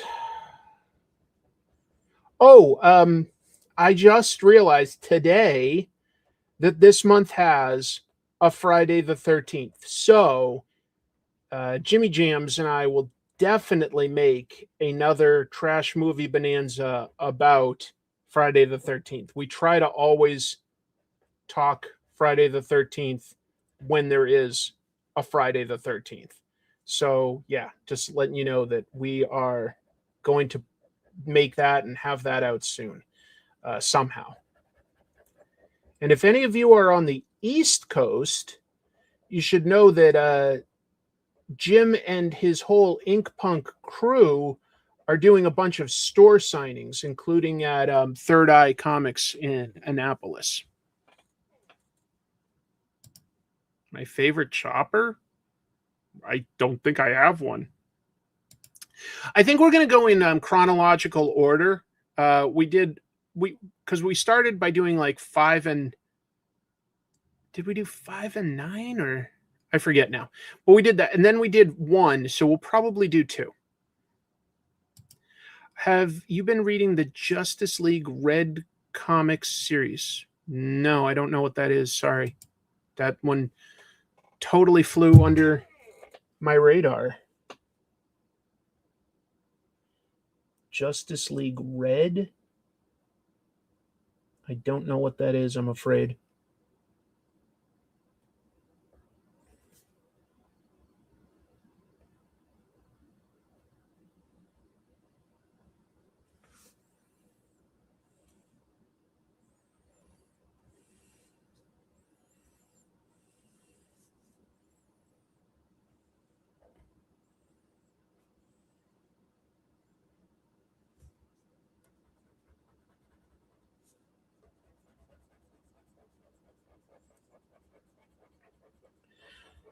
I saw the new Sam Raimi movie and thought that it was pretty darn good.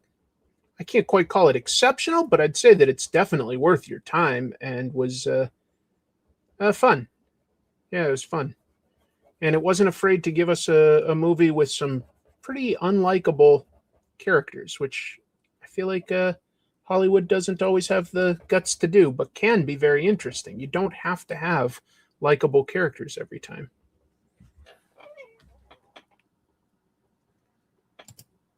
That's right. That we did 5 and 8. Right. 5 with the knockoff Jason and 8 where they go to Manhattan.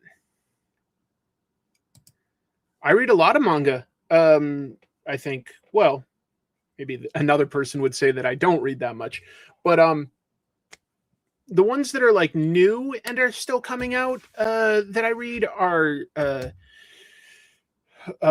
definitely Dandadan is my current favorite, but Spy Family I like a lot.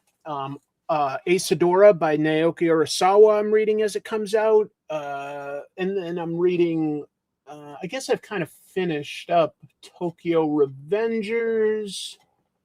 But I'm always going back and reading some old stuff too. Currently finishing up a reread of Lone Wolf and Cub and Shigeru Mizuki's Hitler. Pretty interesting.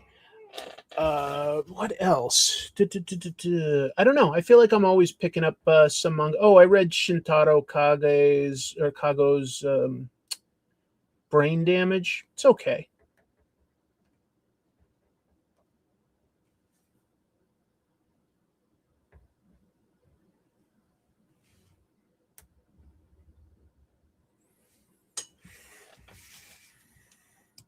Good question.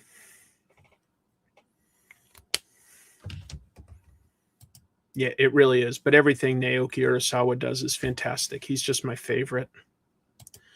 Tsuge Yoshiharu. I'm not sure if I'm familiar with Tsuge Yoshiharu. Sorry. When will you be doing another live stream to debut some more comic book creators? Oh, like sort of just where anybody can come in and promote themselves? I don't know.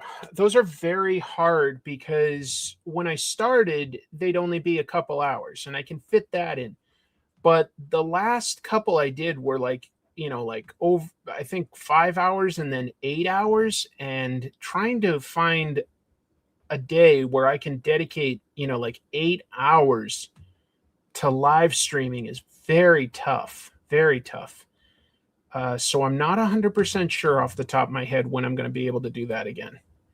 I'd like to be able to do it, but is it realistic? I don't know.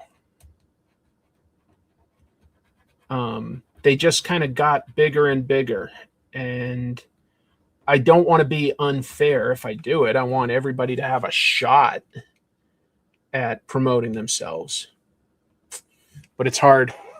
It's really hard. Kazuo Koike or Kazuo Umez? I'm not sure which one you're talking about.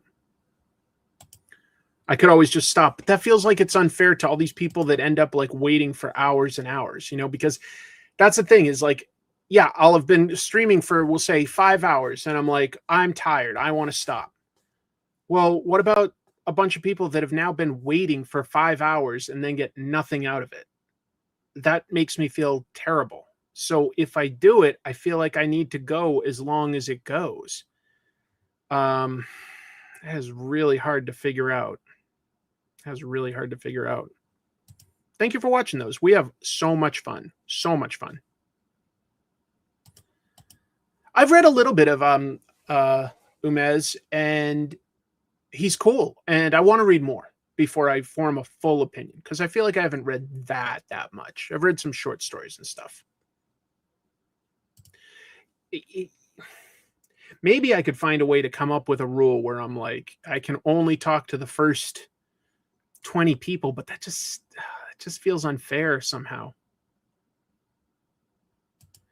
What if I just feature a few at a time with a sign-up list? I've thought about it. But I feel like to do that, I feel like, to be fair, I need to do it regularly. It's very hard for me to fit in, folks. If I was just a YouTuber, then maybe I could do that, okay? But I have a day job, and I've got a family. To balance it all is very tricky. I will at some point find a way to do some more live chats with indie creators. I want to give people a platform. If my channel was, a really successful channel, the kind of one where you're making more than you're living on, I would definitely have started up, a grant for maybe even put on my own convention or something. But I don't have that kind of money. I'm in debt, I'm in debt, and so that's tough. It's tough. There's a lot that I want to do because I do have a good reach, but that doesn't necessarily translate into me being independently wealthy. I'll think about it though. I'm not against these ideas, a number system like you guys are suggesting. I'm not against that. I'll give that some very serious thought because I would like to do more for the indie community. I really would. It would make me happy.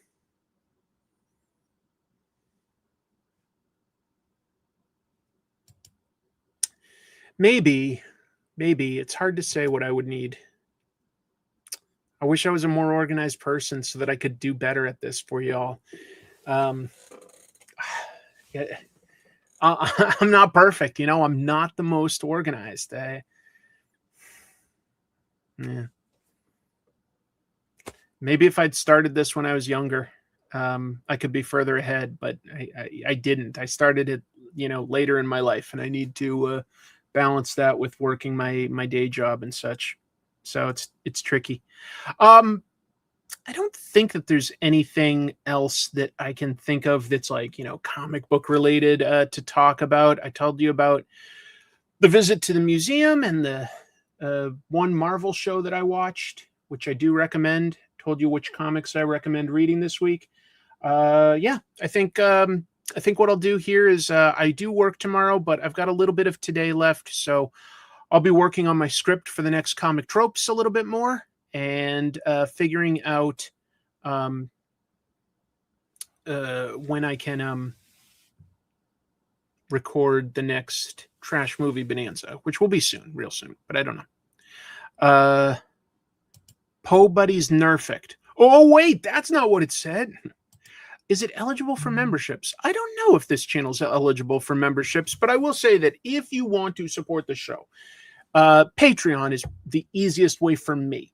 Whether it's supporting this or comic tropes or both, either way, you know, like the highest tier is like $5. That's these days less than the cost of one comic a month. You could support the show. That's what helps the most.